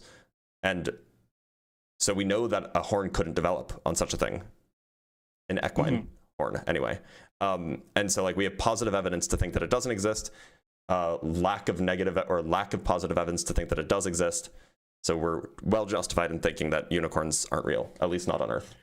So then how do you, that's interesting too, because if when you said that there would be, we have evidence that it's unlikely we understand the evolutionary history of horses is what I'm getting at. Right, and like right. that doesn't include horns. Right. So then do you think that you would have to have evidence for, as an atheist, would you have to have evidence for why God doesn't exist? Yeah, and that's the kind of thing that I was providing with like the statement about the atemporality, not being able to be in causal relation with things. Right. Interesting. But yeah, that's pretty much it. I really like the topic of causation, and causation is kind of different in physics and different in philosophy, and so trying to understand that's pretty cool. Yeah, me too. Anything else you want to talk about, or should we call it there? Go ahead. I want to know if you what you felt about like Spinoza's God. I think it's functionally indistinguishable from atheism. Okay. Look, the way if you're a theist, then like there is a way in which you think the world is different from the way an atheist thinks the world is. For example, you think that there's a separate kind of thing, like a divine entity that doesn't exist in the physical reality, that you think like if you're a traditional theist, like a classical theist, then you think that divine entity can like interact with and violate the natural laws and things like this. That's like a genuine distinction on like the facts of the matter. But if you believe in Spinoza's God, it just seems like you're just relabeling what I think. It just seems like you're relabeling the universe as God, and that there's no actual like factual disagreements here. It's just like a naming convention kind of thing. And so like maybe there are some like really subtle differences, but it doesn't seem like a huge distinction. Yeah, I think it's interesting. What I find most interesting about it is that through deductive reasoning, he was able to come up with like some being with infinite like qualities and show that it necessarily exists. So I mean, was that Spinoza? Are you sure that that's Spinoza? Yeah, it's Spinoza. Do you know the argument offhand? So it's way too long. It's way too long to talk about, because it will be an ethics 1, and it will be shown by proposition 11. Okay. Yeah. Cool. All right. Well, Angelic baby, thank you for being here. Bye. Take care. All right. So we have hold on. We have some super chats to read. So from JL, we have from the Australians. Sorry, let me hide that. From the Australians, we have, I think someone is going on the clip channel, LOL. Yeah, maybe. From Oren Pucht, they say, I swear sunrise, sunset is true. Its rate of change. Yeah, no, I was just dumb. I thought you said that the earliest sunrise happened on December 8th, and the earliest and the latest sunrise happened on January, whatever. And I'm like, there's no way that the earliest sunrise happens on January or on December 8th, but I just read it wrong. Then we have Bricky Shen with the 2000 ARS, which is like $2, I think. Says, I'm not old enough to debate with you, sadly. It would be nice to train my skills, but I suggest you talk to better preachers, examples Nicholas Boeing and Cliff Knechtel, and you will get your questions answered. I'm not saying go see them, but someone with the same level of understanding. Look, they're always welcome to come up. I talk to anybody. And then from Bricky Shen with the 200 ARS, which I think is like a quarter. Also, Blitz, how are you doing today? Forgot to ask. I'm doing well. Thank you for the $2-ish. And from Mixed to Be Marvelous Mike, yo, what's good, bro? Would you debate Andrew Wilson on the existence of God if it could be arranged? Yeah, sure. I mean, I have debated him on politics before, and I didn't really know his strategy at the same time. So like at the time, so he probably like he dominated the conversation in a conversation I shouldn't have let him dominate in. Like he was in control of the conversation. Anyway, y'all, so I'm gonna put up a so we all know that QTop is in the chat. The question is should we bring him up? So I'm going to run a quick poll for the TikTokers. Give me a smiley face if you want him to come up, a sad face if you don't want him to come up. I know that some of you guys don't like him, so we'll let the people decide.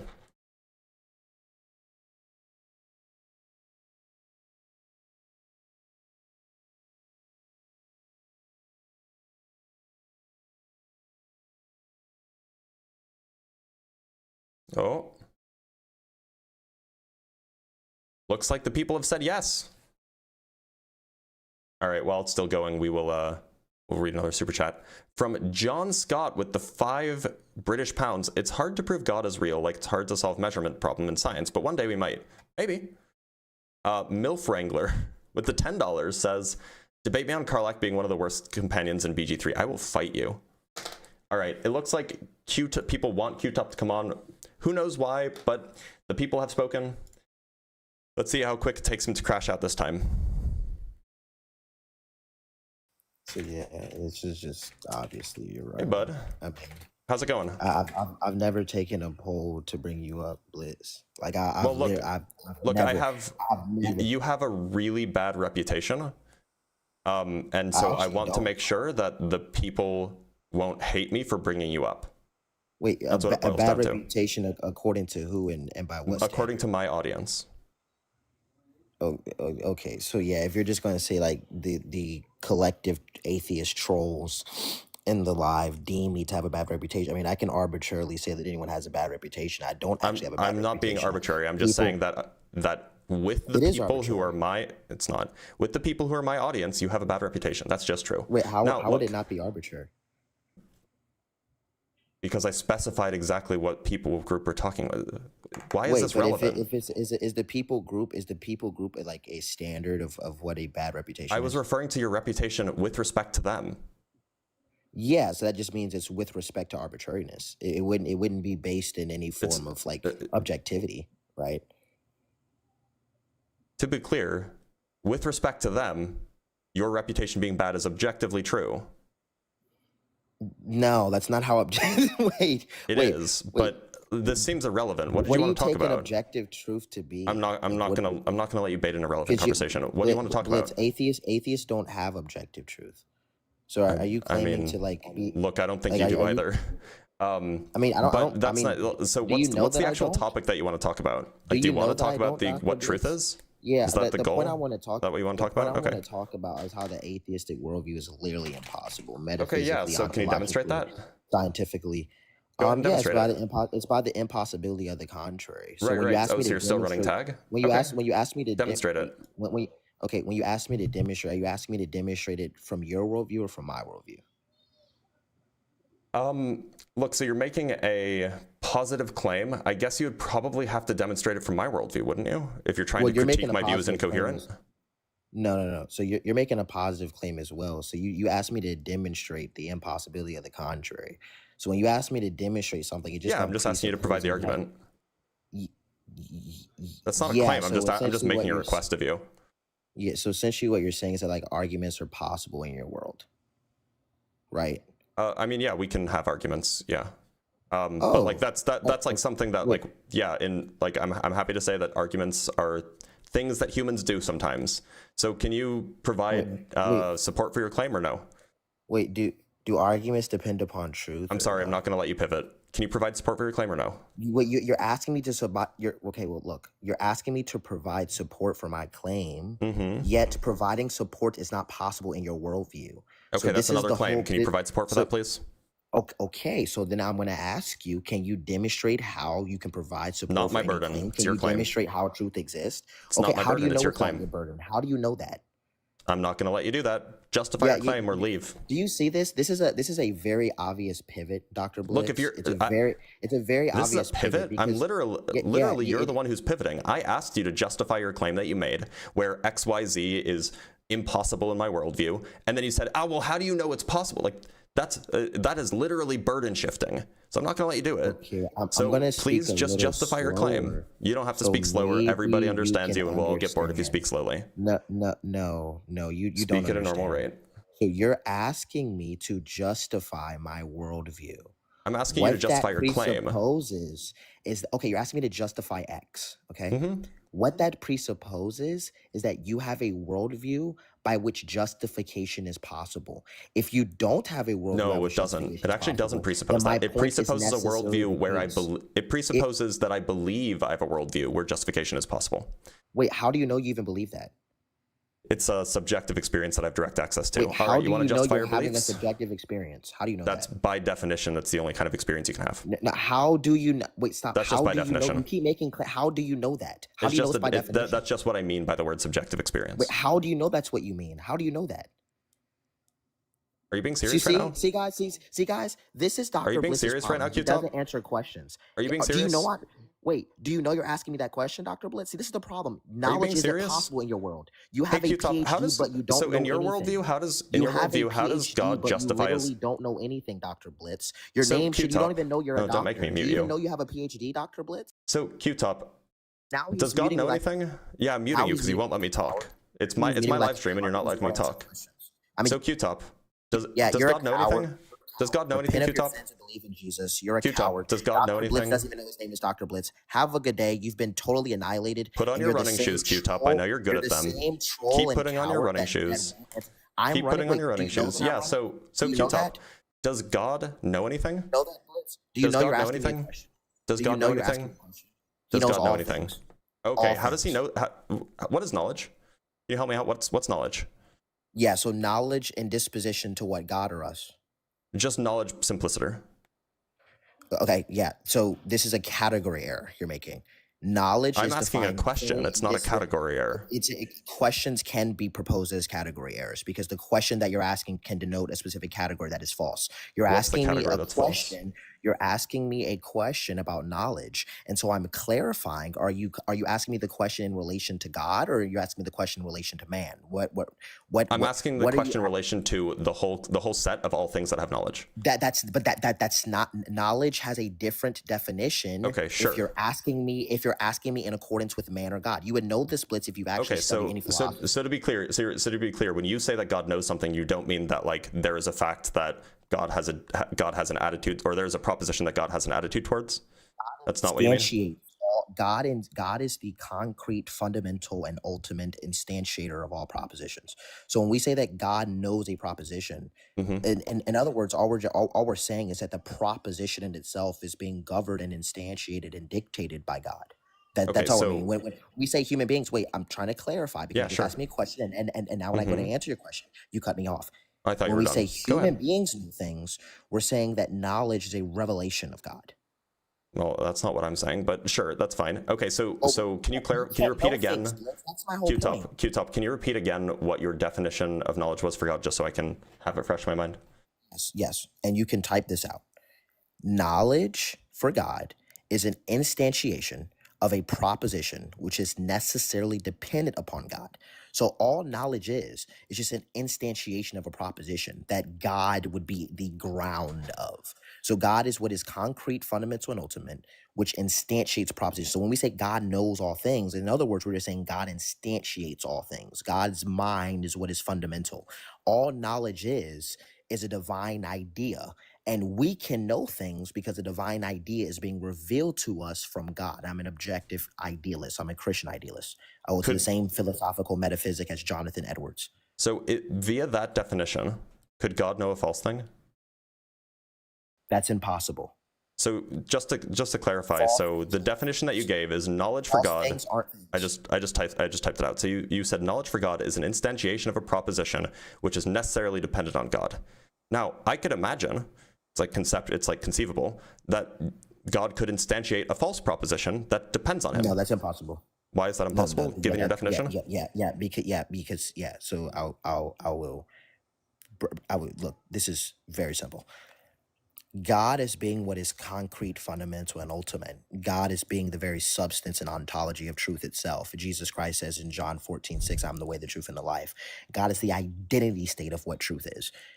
God necessarily is always truth revealing. So what you're saying is essentially the question that you're asking is, can something that is the foundation of truth reveal something that is not true? And that is problematic, that is contradictory, and that is false from a Christian worldview. Okay, so then what grounds the existence of false propositions in your view? False propositions don't exist. False propositions are 2 plus 2 equals 5. Is that a proposition? No, that's not a proposition in what? Christian worldview. Oh, I'm sorry. What is a proposition in your worldview? Yeah, a proposition is a statement. Any statement is a proposition? Well, yeah, statements that can be instantiated, obviously. So 2 plus 2 equals 5 is a statement. That statement cannot be instantiated. I just said statements What are do you things mean? that can be instantiated. When we say Okay, God so can do all things, a what do you thing mean is the possibility to instantiated? be actualized. Means that it has either the possibility of existence or it is grounded by that which is the foundation of existence. Well, look, so like 2 plus 2 equals 4. I don't know what does it mean to instantiate 2 plus 2 equals 4? Yeah, it means that that which is concrete, fundamental, and ultimate has revealed in the world and has designed a world where mathematical processes and conceptual systems are sequential, meaning that when you take two things and you add it to two things, you get four things because the world exists in such a way ontologically in which it is governed by the mind of God, which dictates and instantiates that proposition. I'm confused. So look, I agree that like if you like take 2 apples and you put them next to 2 other apples, you get 4 apples, but that's a distinct statement from the statement 2 plus 2 equals 4, right? 2 plus 2 equals 4 doesn't refer to apples. It doesn't refer to, cars. It doesn't refer to, followers, whatever. It's an abstract statement. So I don't know what you mean by to instantiate it. Yeah, abstractions are instantiated by that which is fundamental. Everything is an instantiation. Right. So when I say instantiation, I just mean when you say so why can't 2 plus 2 equals 5 be instantiated, but 2 plus 2 equals 4 can be if they're both abstract statements? Because the statement cannot correspond to reality. Reality is the mind of God. So 2 plus 2 equals 5 is not an instantiation, because for something to be instantiated, it has to exist. And for something to exist, it either exists abstractly or concretely. And if it either exists abstractly or concretely, that means it's necessarily dependent upon the universal which grounds concrete existences and abstractions, which would be what is concrete, fundamental, and ultimate, which is universal, which would be God. So setting aside the rambling that you just did, it seems like you said that things could be abstract. You said that things could either be. You said that things can either be abstract or concrete.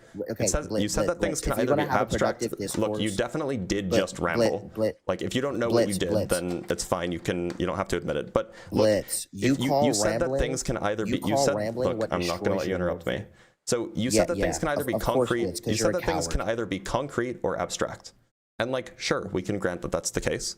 Rambling. It seems like you said that, and I'm really just trying to understand your worldview. You don't have to preach to explain it. You're rambling. I'm really just trying to understand, why is it that in order for God to instantiate an abstract thing, it has to be linked to a concrete thing? Yeah, so all abstractions necessitate a universal, which is God. God is the universal concrete that grounds all abstractions. That's cool, but I'm just asking why God can instantiate 2 plus 2 equals 4, but can't instantiate 2 plus 2 equals 5. Because 2 plus 2 equals 5 is a false statement. Falsity does not exist. All instantiations must exist. In order for something to exist, it has to be true. What does it mean for something to have a false existence? What does that even mean, Blitz? Well, look, if you believe that propositions exist, if you believe that statements exist abstractly, then you can have false propositions and you can have true propositions, and there's no issue there. No, I don't believe that false propositions exist. I believe when we talk then you're just about confused. I mean, I can just say that you're confused, Blitz. You don't even know anything at all. No, I mean, so do you think that negation is not a valid operator? Yeah, negation is a conceptual operator, not a real operator. Do you think that? Hold on. You don't think that logical operations exist abstractly? When you say logical operations, what do you mean by that? Yeah, things like conjunction, disjunction, negation. Yeah, they exist as a methodology for us to determine what is true. Do they have abstract ontology? Do they have abstract ontology? No, they don't. Not at all. Falsity does not have an ontology. No. Okay, I didn't say falsity. I said conjunction, disjunction, and negation. That's what falsity. Okay. When you describe modal operators, because that seems that's what you're describing. Okay, if when we talk about modal operators, what is necessary? Those aren't modal operators. Okay. Blitz, you have this like this you have this like really like pseudo intellectual complex about you, and it's just really like low tier. Okay, a disjunction is a type of modal operator because it's Is either it a shitty if I conjunction say or this is the disjunction. pot calling the kettle black? Blitz, is it shitty that I can say that you are literally up here and you think you have a PhD, but you don't even know you have a PhD That because doesn't make me a racist, does it, if I say that? Because that's just Blitz, a phrase.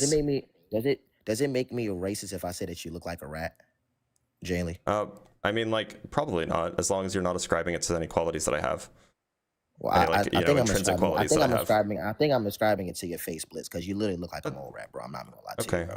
Okay, I'm sure. But again, back on topic, Dr. Blitz. Okay, again, right? But you don't like, understand. You don't understand philosophy. I just broke this down to you. Are you sure? I just Are you sure? explained to Because you that just said that false propositions propositions don't exist. And you also think Yes. that true Do you think- propositions are wait, one second, have abstract yes. existence. Do false propositions exist, Blitz? Well, I don't think propositions have ontology to begin with, but this is a critique of your worldview. Yeah. So 1 second. Wait, is your existence a proposition? No. Wait 1 second. Blitz, is it true that you exist in reality? Are you asking as a proposition, or are you asking as a state of affairs? You have to stop giggling if you want an answer. Is it true? I'm gonna clip this. Is it this true a that proposition? Is it true? Is it true that you exist in reality? Is this a proposition or a question about the state of affairs? Because those two are distinct. Wait, how do we separate propositions from states of affairs? What's the distinction you're making? States of affairs are descriptions of the way things are. Propositions are sentences about those ways. Oh, perfect. They can also be sentences about other things that are not those ways, but that's neither here nor there. So the states of affair. Wait, so the states of affairs are just a description, correct? Yeah. Okay. Do we use language to describe things? All the time. Okay, perfect. So essentially, your existence is dependent upon language, correct? No, descriptions of my existence are dependent upon language. Wait, so Are you confused? is your existence independent upon the state of affairs? My existence is part of the state of affairs. No, is it independent of the state of affairs? That's the question I asked you. It's part of the state of affairs. I think That's that not you the can question probably. I asked you. I think Is that you can it probably infer independent what the or is it answer is. dependent? The Is state it, no, of I don't. the I'm state not of asking you to affairs. infer. The I state of want you to affairs answer my doesn't have question. This is the depend. running. It doesn't. This is the running. He's here. Look, We got if you running want me to Randy answer over your here question, now. We got. look. So, are you stealing from Ian now? That's so funny. So, look, the state of affairs does not stand in causal relation to things. It doesn't stand in grounding relation to things. It's just a description of the way things are. Okay, so if it's just a description, it stands in no causal relation. Is your existence causally connected to reality? Yes or no? Causal. I don't know what that question means. Is your existence connected to what is real? It's my existence is part of what's real. I didn't ask you if it's part of what is real. I don't know what you mean by connected then. Oh my gosh. Oh my goodness. When you say your existence is part of what is real, is that just simply a descriptor of a state of affairs? Yeah. Okay, perfect. So when you say your existence is a part of what is real, this statement is dependent upon the language that we are using to describe the statement, correct? Absolutely. Yeah. We use language to describe things. You should read Wittgenstein. I'm probably not going to, but you should. So your existence is just simply a convention of human language. No, the description of my existence is. Okay, is there a distinction? Because you didn't answer the question. Between the way things are and the description? Between Yeah, the sure. description of the state of affairs and the state of affairs themselves. Yeah, sure. One is a description, the other is the way the thing actually is, or the way that is the thing itself. I'm asking you about the ontology. So this state of affairs that is your existence. Is the state of affairs real? Is the state of affairs true? I don't know what you mean by true. If it is part of the state of affairs, then it is real, kind of by definition. Oh wait, so it's just real by definition? Well, that's what it means for something to be part of the state of affairs, right? Well, I mean that's just how you're defining. Okay, so if it's just real by definition, we would say that something is not part of the state of affairs if it's not real, and it is part of the state of affairs if it is real. Okay, so if it's just real by definition, that seems arbitrary. So is that what's arbitrary about this? Are definitions objective or subjective? Definitions are created by the way that we use the words. Yeah, exactly. So if it's created by the way that we use the words, the state of affairs, which is your existence, if it's just it's not my definitional, existence. The state of affairs. Well, okay. My existence is part of the state of affairs. You're confused. What does that even mean? What does that mean? There are other things in the state of affairs besides my existence, right? Like you know, the existence of my water bottle or whatever. That's also in the state of affairs. Okay, so the state of affairs is just a description. The state of affairs doesn't actually have an ontology. So the state of affairs points to the state of affairs is like the word or the language that we use to point to like the way things actually are.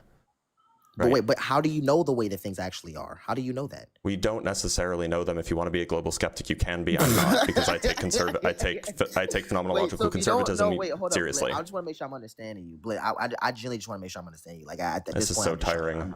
Like Q-Top, have you ever had a conversation in good faith? Wait, hold up. I'm just trying to understand you. So you said that your existence is a part of a state of affairs. Mm-hmm. You're saying that this state of affairs, right, is just what actually is. You're saying that it's just definitional or just tautological, that the state of affairs is just what is real. But then when I ask you, how do you know that the state of affairs is actually what is real? Then your response is, I don't know. Yeah, So I don't know one with second. 100% certainty, but I'm a fallibilist, so. Okay, wait 1 second. Wait. So you know with probability? Yeah, well, yeah. The way I understand the word "no" is So you to don't even know you have a high exist with degree in certainty. credence. No, there are some Wait, things Blitz. there are some things that I can say I have certainty in. For example, I would say that I have certainty Blitz. that I exist, even if I can't demonstrate it to anybody else. Wait. Hold up. You just said that the state of affairs is tautological, which essentially just means that the state of affairs is just true by definition. It's not that it's not true. What do you? It's not a proposition. It doesn't have a truth value. Okay, I'm not playing semantics with you. When you say the state of affairs, all you're saying is that it's just tautological. It's just It's not tautological. It doesn't. Do you know what these words mean? Oh my like lock gosh. in, Q-Top. Now he's playing this game, lock y'all. in, dude. Now he's like playing it doesn't this make game, sense to bro. talk about something Blitz, that's you not a literally proposition with a truth value. We already went over this. What are you doing? We already went over this. I'm using your understanding of truth. You're a deflationist. So I'm using your understanding of truth. When you say that the state of affairs is real, or the state of affairs, or that you or your existence. The state of affairs is the collection of the You're saying collection of affairs is basically. Hold on a sec. Let me try to explain what I'm trying to convey without you interrupting. Okay. Blitz, I already know what you're. Blitz, I'm gonna still menu. Oh, okay. Tell me if I'm wrong. Repeat. Yeah. Go ahead. Go ahead, please. I'm still menu. Yep. What you're saying is that your existence is a part of a state of affairs. When I ask you what the state of affairs is, when I ask you the relation, you're using part. So you're saying there are all these things that exist in the state of affairs, but your existence is a part of the state of affairs. Then I asked you, what is the state of affairs? You said the state of affairs is just what is real. Then you said it's just the definition of the state of affairs. Then I asked you, how do you know that state of affairs is real? And then you said, I don't know that state of affairs is real. Yeah, so what do I mean by that? That's literally the full conversation. I don't need you to try, bro. Wait, are you going to steel man me, or are you going to straw man me? So what do I mean by that? You're weak in philosophy. I just steel manned you. No, you didn't. Well, so steel manning would be conveying what I meant, and you didn't do that. So you didn't steel man me. So you were incorrect. No, you did repeat roughly what I said, but you didn't steel man me. So to steel man to someone is to present their argument in the way it was intended. Right? No problem. In the best light, if you will. So let me convey to you what I was trying to convey. So look, there are certain things, there's probably exactly one thing that I can be certain of existing, and that's my own experience, right? How do you know that? How do you know that? I'm not going to get into the cogito with you. I actually can't justify it to you, but I can justify it to myself, and that's all I need. So Q-Top. So I asked you to not interrupt. How do you know that? How do you know that? You just made a statement. All right. So you won't answer me. You're a coward. I was in the middle of a sentence. So you can. He doesn't know. You're a coward. So look. So the point is that. Do you know we're having a conversation? Do you know what? So the point is that there's perhaps only one thing that I can be certain of existing. However, there are a lot of things that I can be very, very certain exist. And so when I say that I know that there are other things in the state of affairs, like my water bottle, what I mean is that I have a high degree of credence that such a thing exists. Now, if you want to be a global skeptic and say, oh, well, you can't know anything with certainty, well, fine, I guess. I just don't hold that view. I hold to phenomenological conservatism. I think that you have justified beliefs in things, and you can have high credence in things, especially if things seem a certain way. So when I say that, I know my water bottle exists, or I know my keyboard exists, or I know that you exist, what I mean is that I have a high degree of credence, and I can come to that conclusion via phenomenological conservatism, as it seems to be the case that is the way that it is. And therefore, I can build up what I would call reality, which, is a collection of things, and that is the state of affairs that we live in. Now, if you have a problem with any of that, by all means, feel free to address what I actually said rather than strawmanning me like you or want to do. Yeah, I did straw man you. I literally just repeated exactly what you said, but it's okay. Can you repeat back just to me what kinda- I said? Oh my gosh, bro, this is so low tier. Like this Can is you repeat literally back to me so. what I said? Blitz, all you did was you just invoked phenomenological conservatism to try to cover up how you can't know anything. That's literally all you just did, bro. Sorry, can But you let me, repeat but, back to me but what I let me said? let me have an Because you opportunity. also Can I have an you missed some Can really I important just let you features. speak? Wait, You missed some really I just important let features. I actually didn't. I You actually did. didn't. I actually didn't. I really Well, did. maybe you weren't paying attention because you were trying to all you unmute. did was just say that things seem to be a certain way, therefore you can know things. You said you can't know things with certainty, but you have a high credence. That's literally all you said. But here's the problem: when you say that you have a high credence, are you certain that you have a high credence? No, I don't need to be. Wait. Do you know you don't need to be? Are you trying to equivocate between your definition of no and my definition of no? Because I think that that's what you're trying to do. I find it strange that you turned off the chat. Why'd you turn off the chat, bro? The chat's not off. The chat's not off. Wait, why can't I see nobody chatting? You probably turned off the chat because everybody was making fun of you. What? How can I turn off the chat and you're live? Are you good, bro? Bro doesn't know how TikTok works because he bought 900,000 followers and he didn't actually grow them organically, I huh? bought 900,000 followers now, guys. Yeah. Wow. Good one, Blitz. Good one, dude. Yo, that anger's coming out. That demon's coming out now, bro. That demon's coming out, dude. That demon's coming out. It's crazy. That's wild. That hit home, didn't it? If that you think hurt. hitting home, if you think hitting home is not even approaching the driveway, then yeah, that definitely hit home. Okay. So yeah. You just Dr. seem like Blitz, you got man, really upset by that. Well, of course you would think that because you don't even know that we're even having a conversation right now. So of course you would Well, think that's a cool straw man, but you know. But go on. Wait, Blitz. Do you know it's a straw man? Yes, I do. Wait, how do you know that? Because I have the subjective experience of hearing you straw See, man. now the chat is on. See, now you just turned the chat on. See, now the chat is on. The chat's been on the whole time. No, okay. Well, I'm just seeing the chat now. Wait, so Blitz. Wait, so you made a claim. You said that I committed a straw man. How do you know that? Because I have the subjective experience with it. I have direct access to that experience of the straw man. So wait, so you just know it subjectively. So all knowledge is just subjective to you. It's a subjective experience, yeah. Oh, okay, your perfect. So words, your weird words entering my ears, that's a subjective experience. so yeah. there If is you no- don't wait, if so you there don't is think no that that's the mediating- case, then like So I don't there know is how to no help you, man. mediating- So there is no mediating principle to actually get to what is true in reality. You're just saying that we're Subjective both doesn't just make it making- not true. Oh, subjective doesn't make it not true. Wait, so when you say something is true, are you saying that it corresponds to what is real or no? I don't hold a correspondence theory of truth, Q-Top. Are you just importing so your what's your correspondence so theory of what's your truth onto theory- everybody oh, else's wait, so what's- worldview? wait, so I'm a wait, so pluralist, how do my we- guy. So how do we determine? So cash that out for me. Yeah, so depending on what type of proposition you're referring to, I hold different standards or different means of determining whether something is true. Now, you actually don't believe in basically any proposition. You don't think that basically any proposition exists. So I don't think that you have any way of actually establishing what's true or not, because... Yeah, I never said I don't believe propositions exist. I never No, said, you I don't said I believe, don't you false believe propositions almost none exist. of them exist. So wait a minute, hold on, Incorrect. Q-Top. Oh my god. Incorrect. Oh my god, this is such a Incorrect. huge dunk. So Incorrect. Q-Top, hold on. Oh, he let's thinks say he's you about to dunk, y'all. Let's say that there's a proposition. Let's say that there's a proposition you don't know the truth value of it. Does it exist or not? Yeah, so all propositions that are true exist in reality. Yeah, so let's say that there's a What are you talking proposition that you're thinking about. You're investigating its truthiness. Does it exist or not? I don't know when you say I'm investigating its truthiness. I don't even know what that means. And by Yeah, are you're using trying truth to figure out according if to it's my worldview true. or your worldview. You're trying, under your worldview, you're trying to figure out if a proposition is true.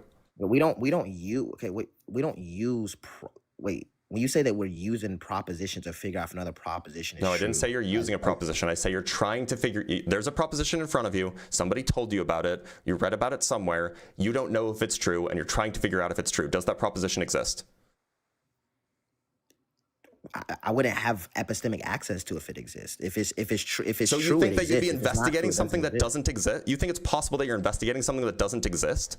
If it's false, obviously that's what falsity is. If we Okay, so then what were you investigating if it doesn't exist? Blitz, wait, hold up. Can I answer your question? Because this is like a very low tier. This is like really like stage 1 like philosophy class. Then you would fail stage 1 philosophy, I guess. Okay, yeah. So when we investigate propositions, right, like it is either the case that the proposition is true or the proposition is false.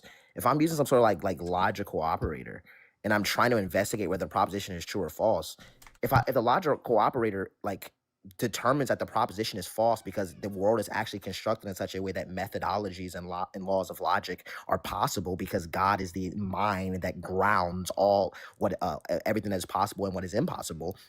Starting from that ontological framework, using a proper methodology to determine if propositions are true or false. If the proposition is false, it would just be the case that a proposition doesn't exist. But I can use a methodology to determine what does exist and what doesn't exist. I don't know why you're trying to like. This is like very simplistic. I don't I'm know sorry. why Did you say? So if, I have a if direct this is quote what you're from you. if this I have is a what your direct quote dunking from you, is, Blitz, Q-Top. if this is what your dunking is, Blitz, you're not even on the It's just embarrassing because like you just shouldn't have said that false Blitz, propositions don't Blitz, exist. I know you're embarrassed, so, bro. So Q-Top, your words were it's true that either the proposition is true or the proposition is false. So you're agreeing that propositions can be false. I never said propositions can be false. You said, or the proposition is false. When I say that, oh my gosh, can a proposition be false? Let me put this. No, a proposition can't be false. You guys heard it here first. Oh, this is such a yeah. So Blitz, I appreciate you're not you coming on for the free content.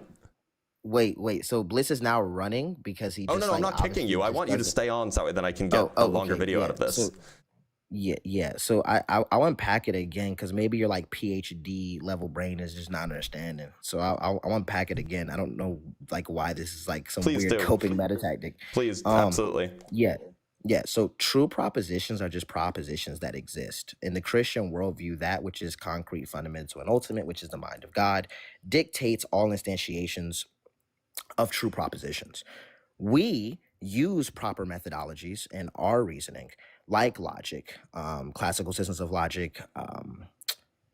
We can use predicate logic, modal logic. There's different logical operators, but we use logical systems to determine if propositions are true or false. So that's a perception to man, not a perception to God. So when I say that a proposition is false, that proposition wouldn't exist. The proposition, we can like conceptually entertain the idea of a false proposition, but false propositions don't actually exist because for something to exist, it has to be grounded in the mind of God. And because God's mind is the fabric of truth, falsity wouldn't actually have a positive existence. So I know in your worldview, Blitz, without something that is concrete, fundamental, and ultimate, that is the grounding of truth, right?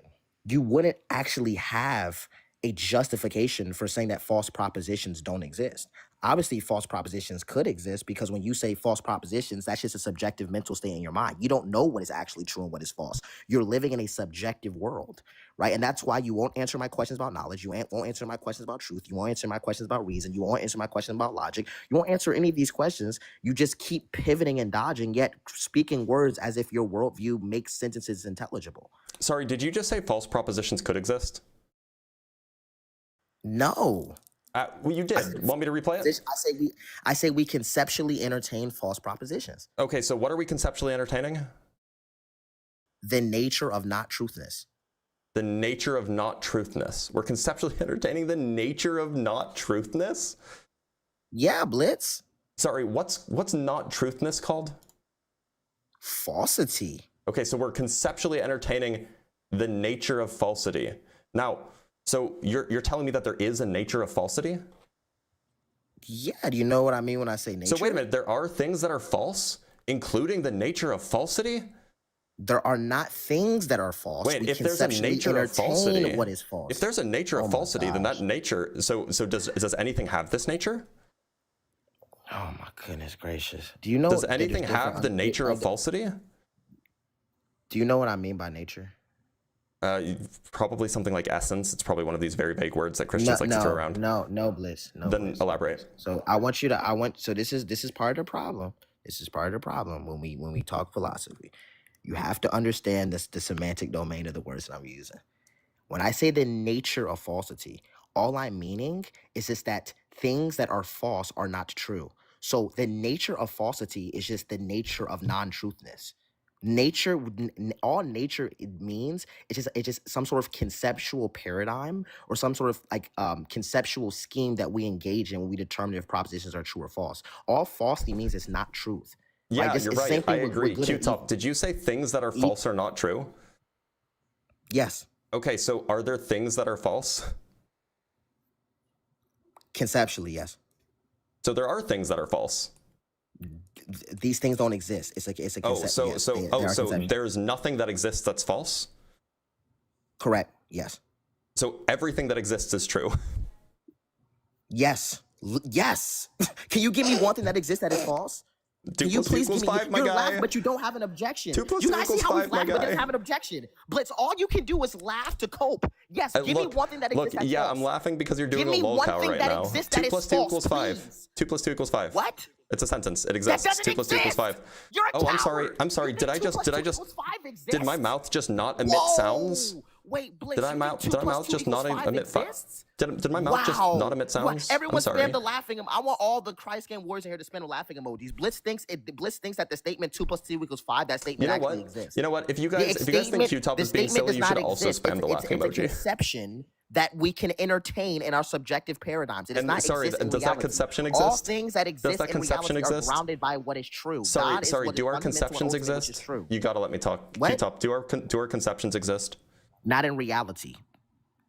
So they're not False real, you're telling me? concept- So our conceptions aren't real. The ontology of the conception exists in reality, but what the conception is describing may not exist. I can conceive of a unicorn. That doesn't mean that unicorn exists in reality. My conception of a unicorn exists in reality, but Okay, it doesn't mean that so- the unicorn itself exists in reality. So there's a one second. So can conceptions be true or false? Really low tier. Can No, wait. conceptions be true or false?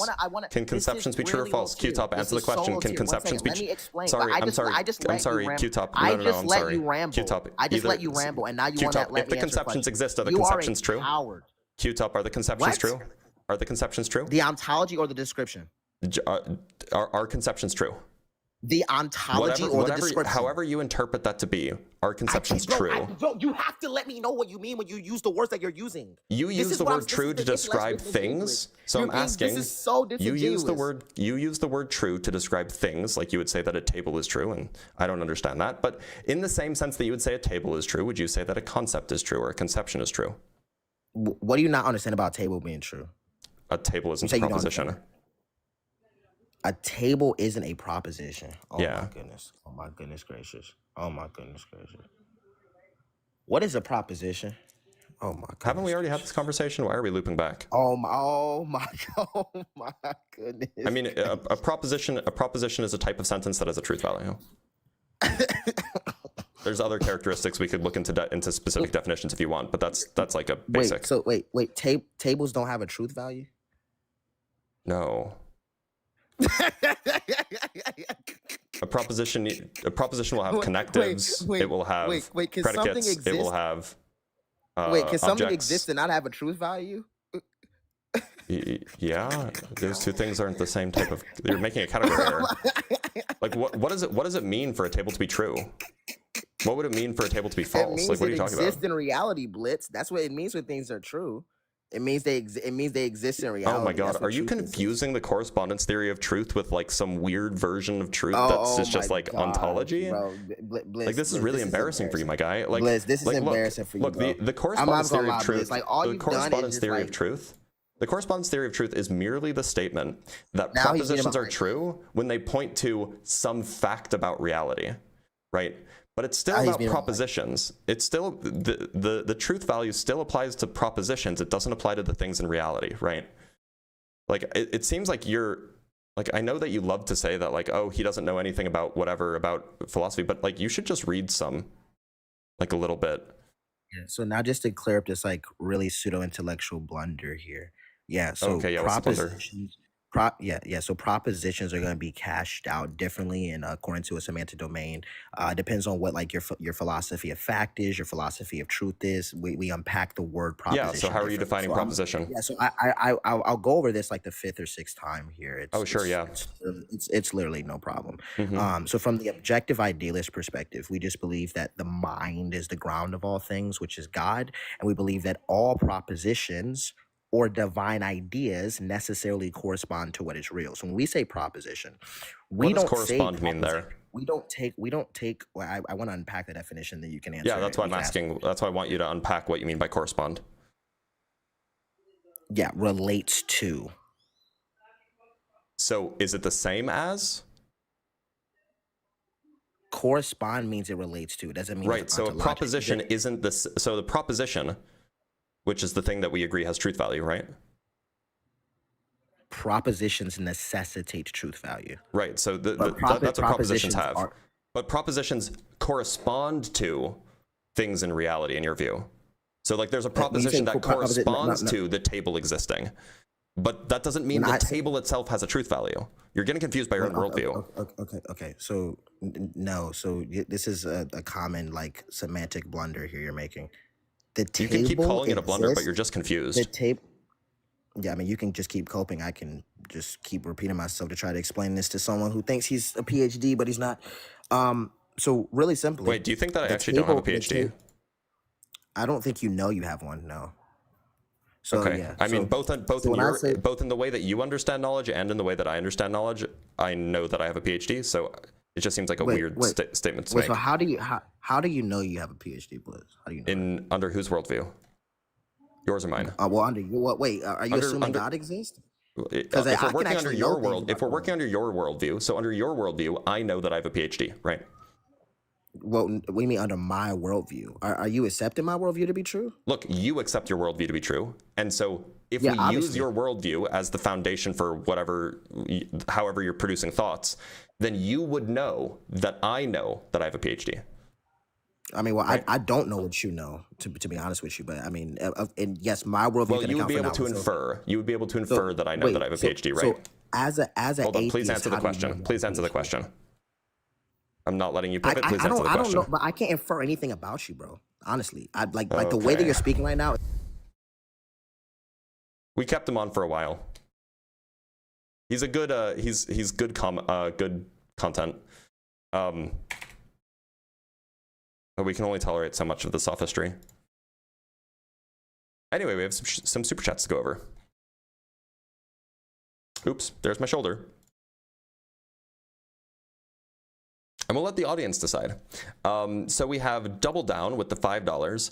This guy must live with Darth Dawkins. He's just as annoying to listen to and equally irrelevant. He's actually worse than Darth Dawkins because he's also a flat earther, which is funny. Like it's funny, sad, but funny. And then we have sorry,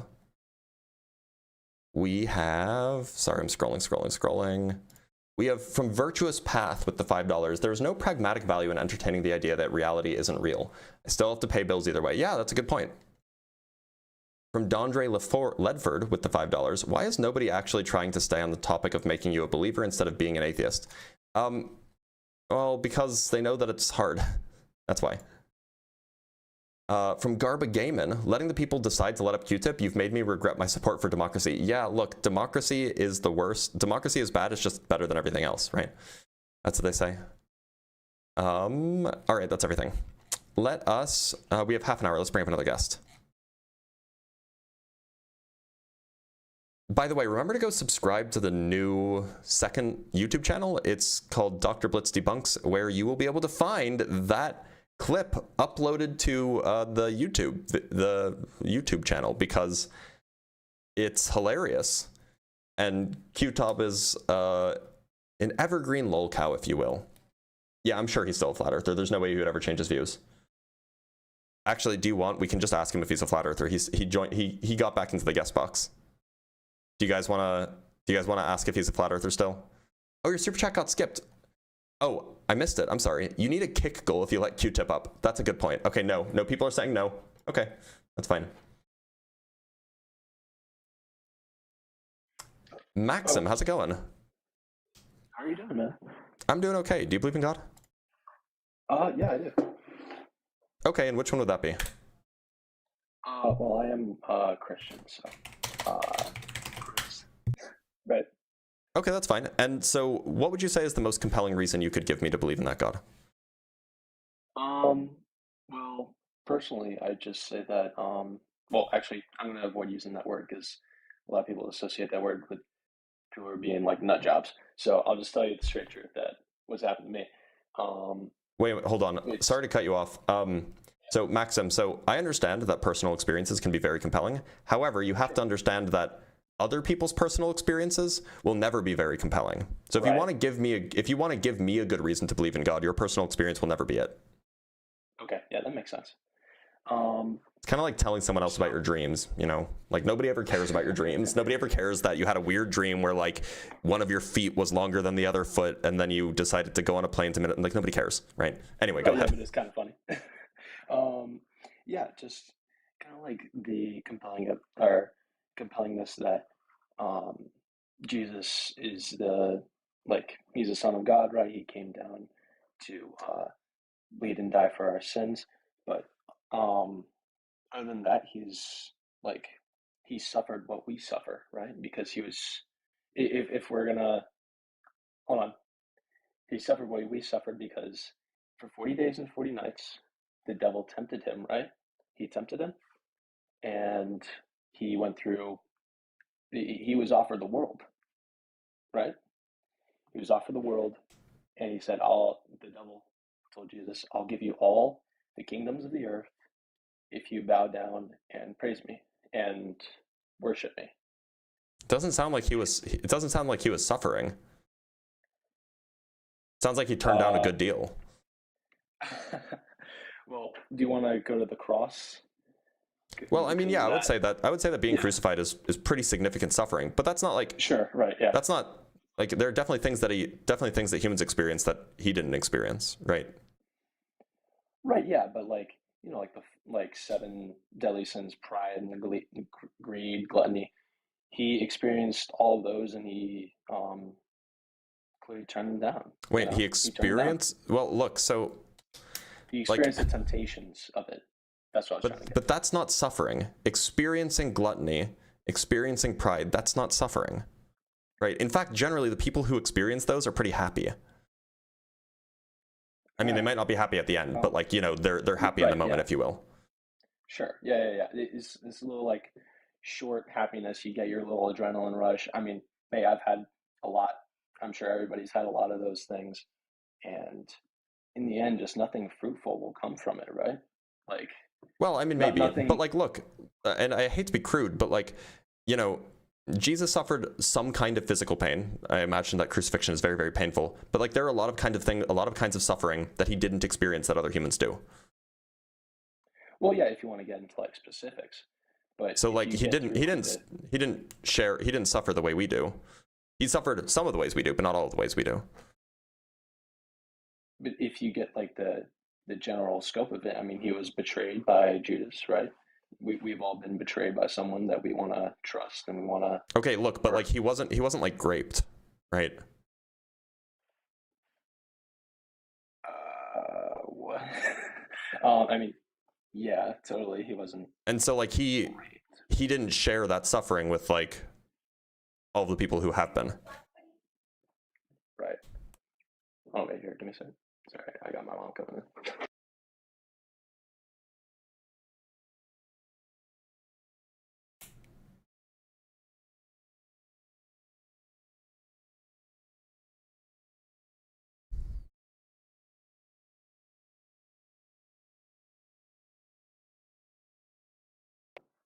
Sorry about that.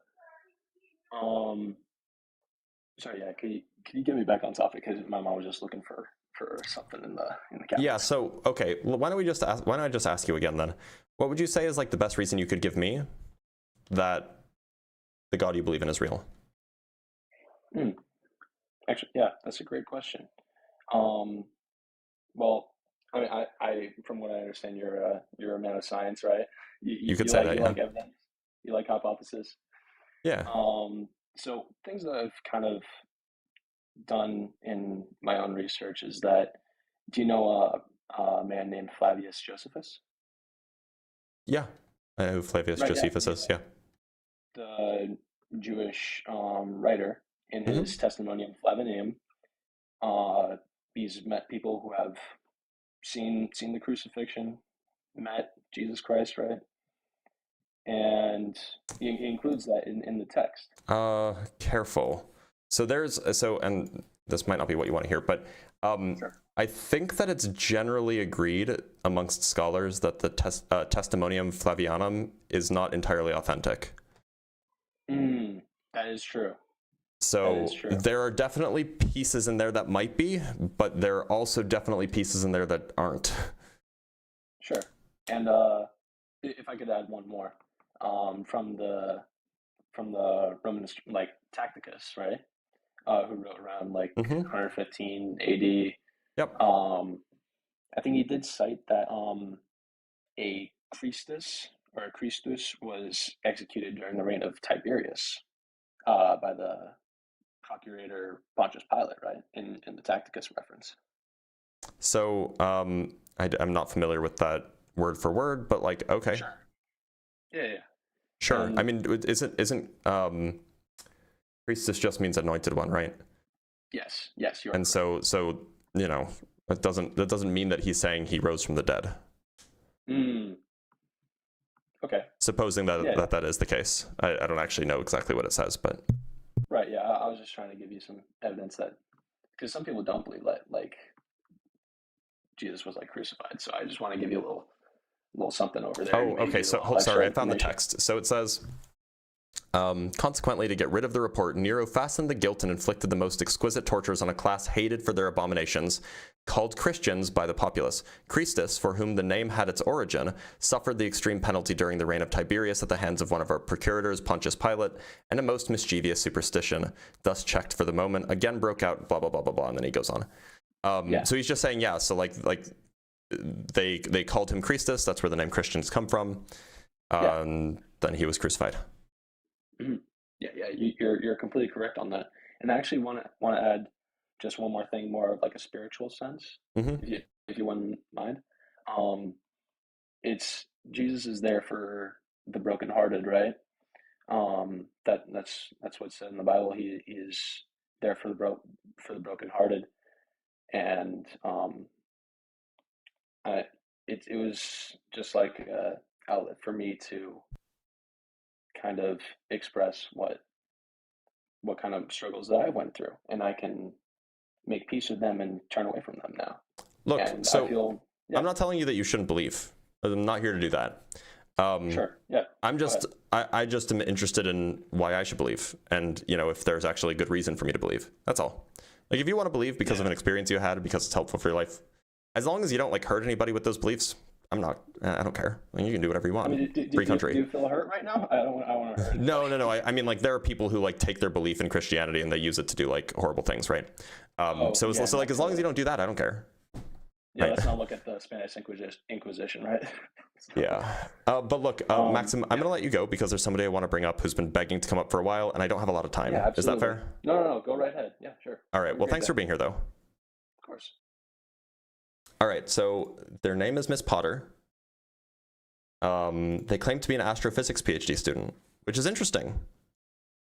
And they claim that I'm wrong. Miss Potter, how's it going? Oh my God, thank you for letting me up. I've been How's it going? Yeah, I know you have. I know, I was just so frustrated because I thought, oh, he's never going to let me up. And that guy you were talking to, it was just... Q-Top, look, so we bring him up occasionally because he makes for really good content. And sometimes when the viewership dips low, you got to bring up the free content so that it goes. Anyway, I'm kidding, but I get it. But I'm going to have to be a little bit obnoxious in order for you to pay attention to me. I get it. No, that's understandable. Look, I probably would have brought you up anyway because you said you're an astrophysics PhD student, right? Oh, absolutely, darling. No, I'm not. I'm just a random person. I was lied to? How could you? Didn't you say that in the comments? Me? Yeah, didn't you say that you're an astrophysics PhD student or something? Absolutely not. I'm an artist. No, but I have a fascination in physics, and I listen to you regularly, and I'm a fan. But I'm not an astrophysicist. Maybe somebody said that. I did not. Definitely not me. That's my dad odd. was physics. My dad's interested in physics, but no, I'm an artist. Okay. Oh, okay. So, just wanted to, something that you said earlier about the consciousness and the wave particle function. Okay. Hold on. I'm sorry. I just want to. Nobody lied. You didn't lie. So there's somebody with a similar profile picture as yours, whose name was Jellybean, who said I'm an astrophysics student. You said I'm not even a physicist. Okay. So anyway, go ahead. Sorry for accusing you of something you didn't do. No. It was you'd said. What was it you'd said? You said it was not consciousness that collapsed the wave, the wave function. It wasn't it was interaction with. Yeah, that's the mainstream view. Yeah. Okay, however, I would like to ask you about this. So, have you heard of the delayed choice quantum eraser experiment? Not only have I heard of it, I made a video about it 2 days ago, or yesterday, I think. So, okay, so it's basically the variation of the double slit experiment. So I probably don't need to educate you, but I'm going to go through it just so you can pick holes in anything that I might get wrong. So the particle passes through the barriers, the two slits, and so the particles pass through the barrier with the two slits, and when you add the detectors, the wave formation collapses, right? We want to see which particle, the photon or whatever particle it goes through. But when you put when the detectors were added to detect, that's when it changes and it collapses the wave function, right? Mm-hmm. So when it's modified by adding the quantum eraser, it has the ability to basically erase the sorry, I'm getting confused now. Sorry. So basically, the delayed choice quantum eraser can erase any of the information that it's detected. So it's not the detectors that collapse the wave particle function. So if those photons have gone through those holes and the eraser hasn't erased that information yet, it's got the information, and so you've got the stripe pattern on the back, but then you erase that information and it becomes the wave function again. That's like it can go back in time. Do you know what I'm saying? Yeah, So it's confused, right? So by deciding to erase the information in the detectors, the wave formation can be recovered after they've been detected. Look, there's a little bit of confusion here. So you shine the photons through, maybe, and then you entangle them with something else. This is how the delayed choice quantum eraser works. You shine the photons through the double slit experiment, or through the double slit apparatus, and then you take that split photon, and then you put that through a crystal so that it splits into two photons, one that's entangled, or so that they're entangled with each other, right? That's how it's done. Now, one of those photons goes on to hit a screen. The other photon goes on, and you can use it to do whatever. You can make measurements of it, whatever. When you do this, if you don't do anything, you just get a blob. You don't get a wave pattern at all on the other screen ever. Once you take into account all of the photons, you never get a wave. You never get an interference pattern. Now, what is the case is that if you keep track of each dot on the screen and which photon it corresponded to, you can then filter certain dots so that you can filter out. You can basically kind of subtract off one interference pattern from another wave from the blob, so that in a computer later on you're left with a wave interference pattern if you throw away half of the blobs. But it's never the case that anything goes back in time. What's happening is that you shine your particles through the double slit. The one of them hits the back screen. By hitting the back screen in a certain place, it collapses the wave function of the other photon. And then the probability of that photon being measured by one of your 4 detectors changes. Because the probability or the wave function collapsed. At least that's how it works in the Copenhagen interpretation. And other interpretations, it's a little bit more clear.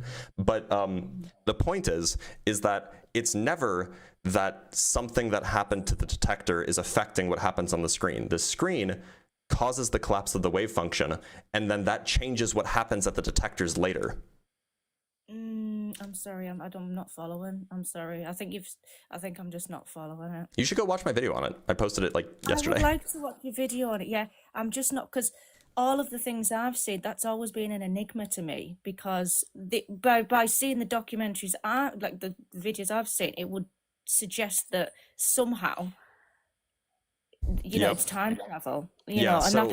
So if you talk to physicists, and so the reason I made the video is because like 2 weeks ago, a guy made a viral video about this. And it was a really well done video, except he got all of the conclusions wrong. Like he had really good animations, and like it was really well done, really well explained, except his conclusions were wrong. Like he didn't understand the physics, and it went super viral. It got like 1 million views. So I'm like, okay, so I had to make a video to kind of correct the views and explain what's really going on. So I did. The consensus amongst physicists is that there's no backwards causation. The consensus amongst people who make physics videos, well, that's a much different story. So they do it for attention and for clickbait. No, I don't think it's attention for clickbait. I just think that they don't know. They don't know better. It's just from what I've seen, it would look that way. That's the sort of obvious conclusion that you know the layperson would come to, given what they're saying. You know, It's so you wouldn't. If you so generally people don't explain it well. They explain it as, oh, you decide to detect this something and then something changes on the screen. But that's not what happens. What happens is the screen records what the screen records. It's just a blob. But if you decide to filter your blob based off of what the other things detected, like in a computer, So what do you mean by blob?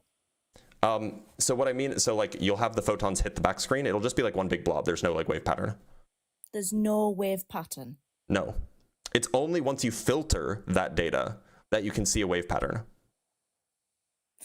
Right, but the point is it doesn't break the wave function. Like No, the wave function collapses when it hits the detectors. Not when it hits the detectors, when it hits the back screen.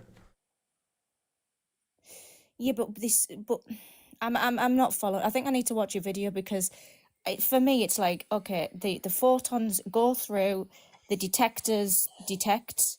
No, but they hit the screen first, right? So there's two photons. There's the one photon that goes to the screen, and then there's the other photon that goes to the detectors. Mm. So the photon, whichever one happens first, that's the one that causes the collapse of the wave function. But it's the things that I've seen, it's saying that, well, once that information's erased, then it becomes a wave formation again. Yeah, that's the mistake. So again, in the standard interpretation of quantum mechanics, which is what you're referring to with these wave function collapse stuff, in the standard interpretation, the photon hits the, so it's called a delayed choice because you choose whether you want to filter after the photon has already hit the screen, right?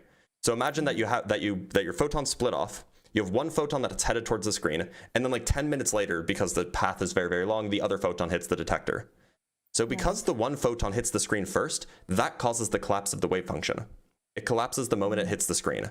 And that will affect which detector the photon on the other end gets picked up by. So it's causational because the first photon hit the screen first, and then Yes. that causes.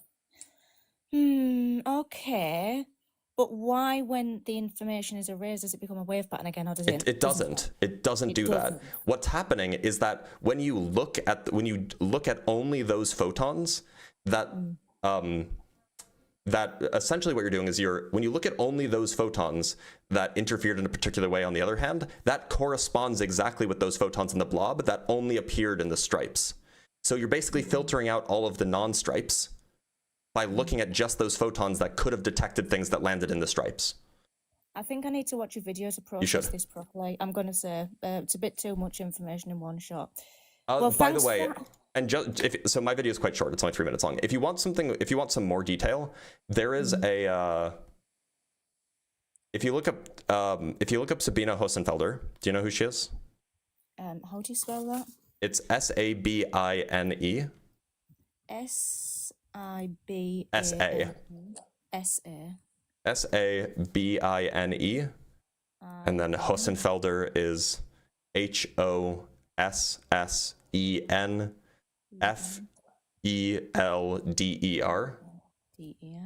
So if you look up Sabine Hosenfelder on YouTube and you look up delayed choice quantum eraser, she actually has a fairly good video on it. I generally think most of her videos are actually, well, her recent videos are not very good, but this video is from a few years ago and it's actually quite good. So I would recommend that just as a good explainer as to what's actually happening and how there's no retrocausality. But yeah, it's definitely an interesting topic, and it's definitely confusing, and it can I can understand how it's very easy to not follow what's going on in the delayed choice quantum eraser. But I promise there's nothing happening backwards in time. There's nothing happening backwards, because that was nothing the thing happening backwards in time. Really, because that would suggest that it isn't the detectors causing any. It would suggest that it's nothing to do with the detectors at all, right? That's what I was kind of going with, like. You know, if it was the way that the things that I've seen, then it would say, well, it doesn't make any difference if the detectors are there or not, because once the data's erased, you still get the wave function type thing. And that was like, oh, that's interesting, you know? So yep, it would be weird. Yeah. It would be weird, and it is weird. But I will go and check that video. Where's your video, by the way? It's on YouTube. It's on TikTok. It's just click on my profile wherever. Okay. It's like a video So from yesterday or something like this.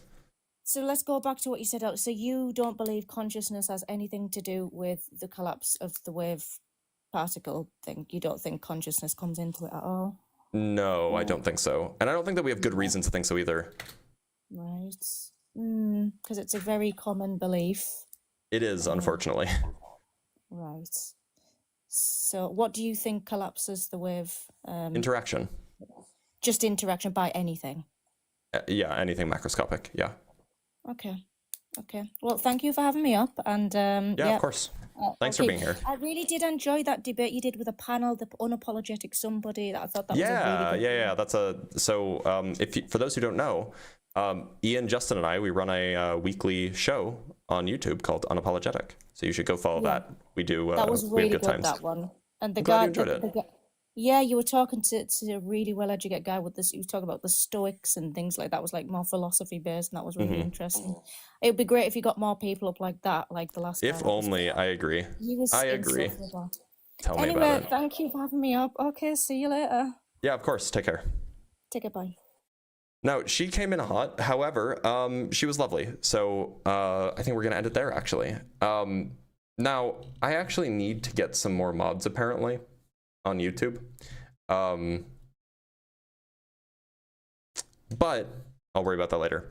Let me turn this off. So I hope you guys enjoyed. If you did, and you want to see more of this kind of content, either videos or debunking stuff or live streams, whatever, and if you're 18 plus, you should make sure to join the Discord server. So if you join the Discord server, you can ask me questions. I'm there. So you can join the Discord server. It's in the link in the description on YouTube. It's in the link tree in my bio on TikTok. Also, make sure to go subscribe to my new TikTok or my new YouTube channel, which is Dr. Blitz Debunks on YouTube. It's where all of the debunking content will be. It's where all of the live stream clips will be. It's where the horizontal live stream is. So if you want to watch it on your TV and you don't want to see the vertical stuff, you can put me on your TV on that channel. So yeah, make sure to join the Discord. Make sure to subscribe to the new channel. Oh, in the Discord, I also send out announcements about all of the things that I'm doing. So you'll know where I am, what I'm doing. All right, take care, everybody. Thank you guys so much for being here, and I'll see you tomorrow.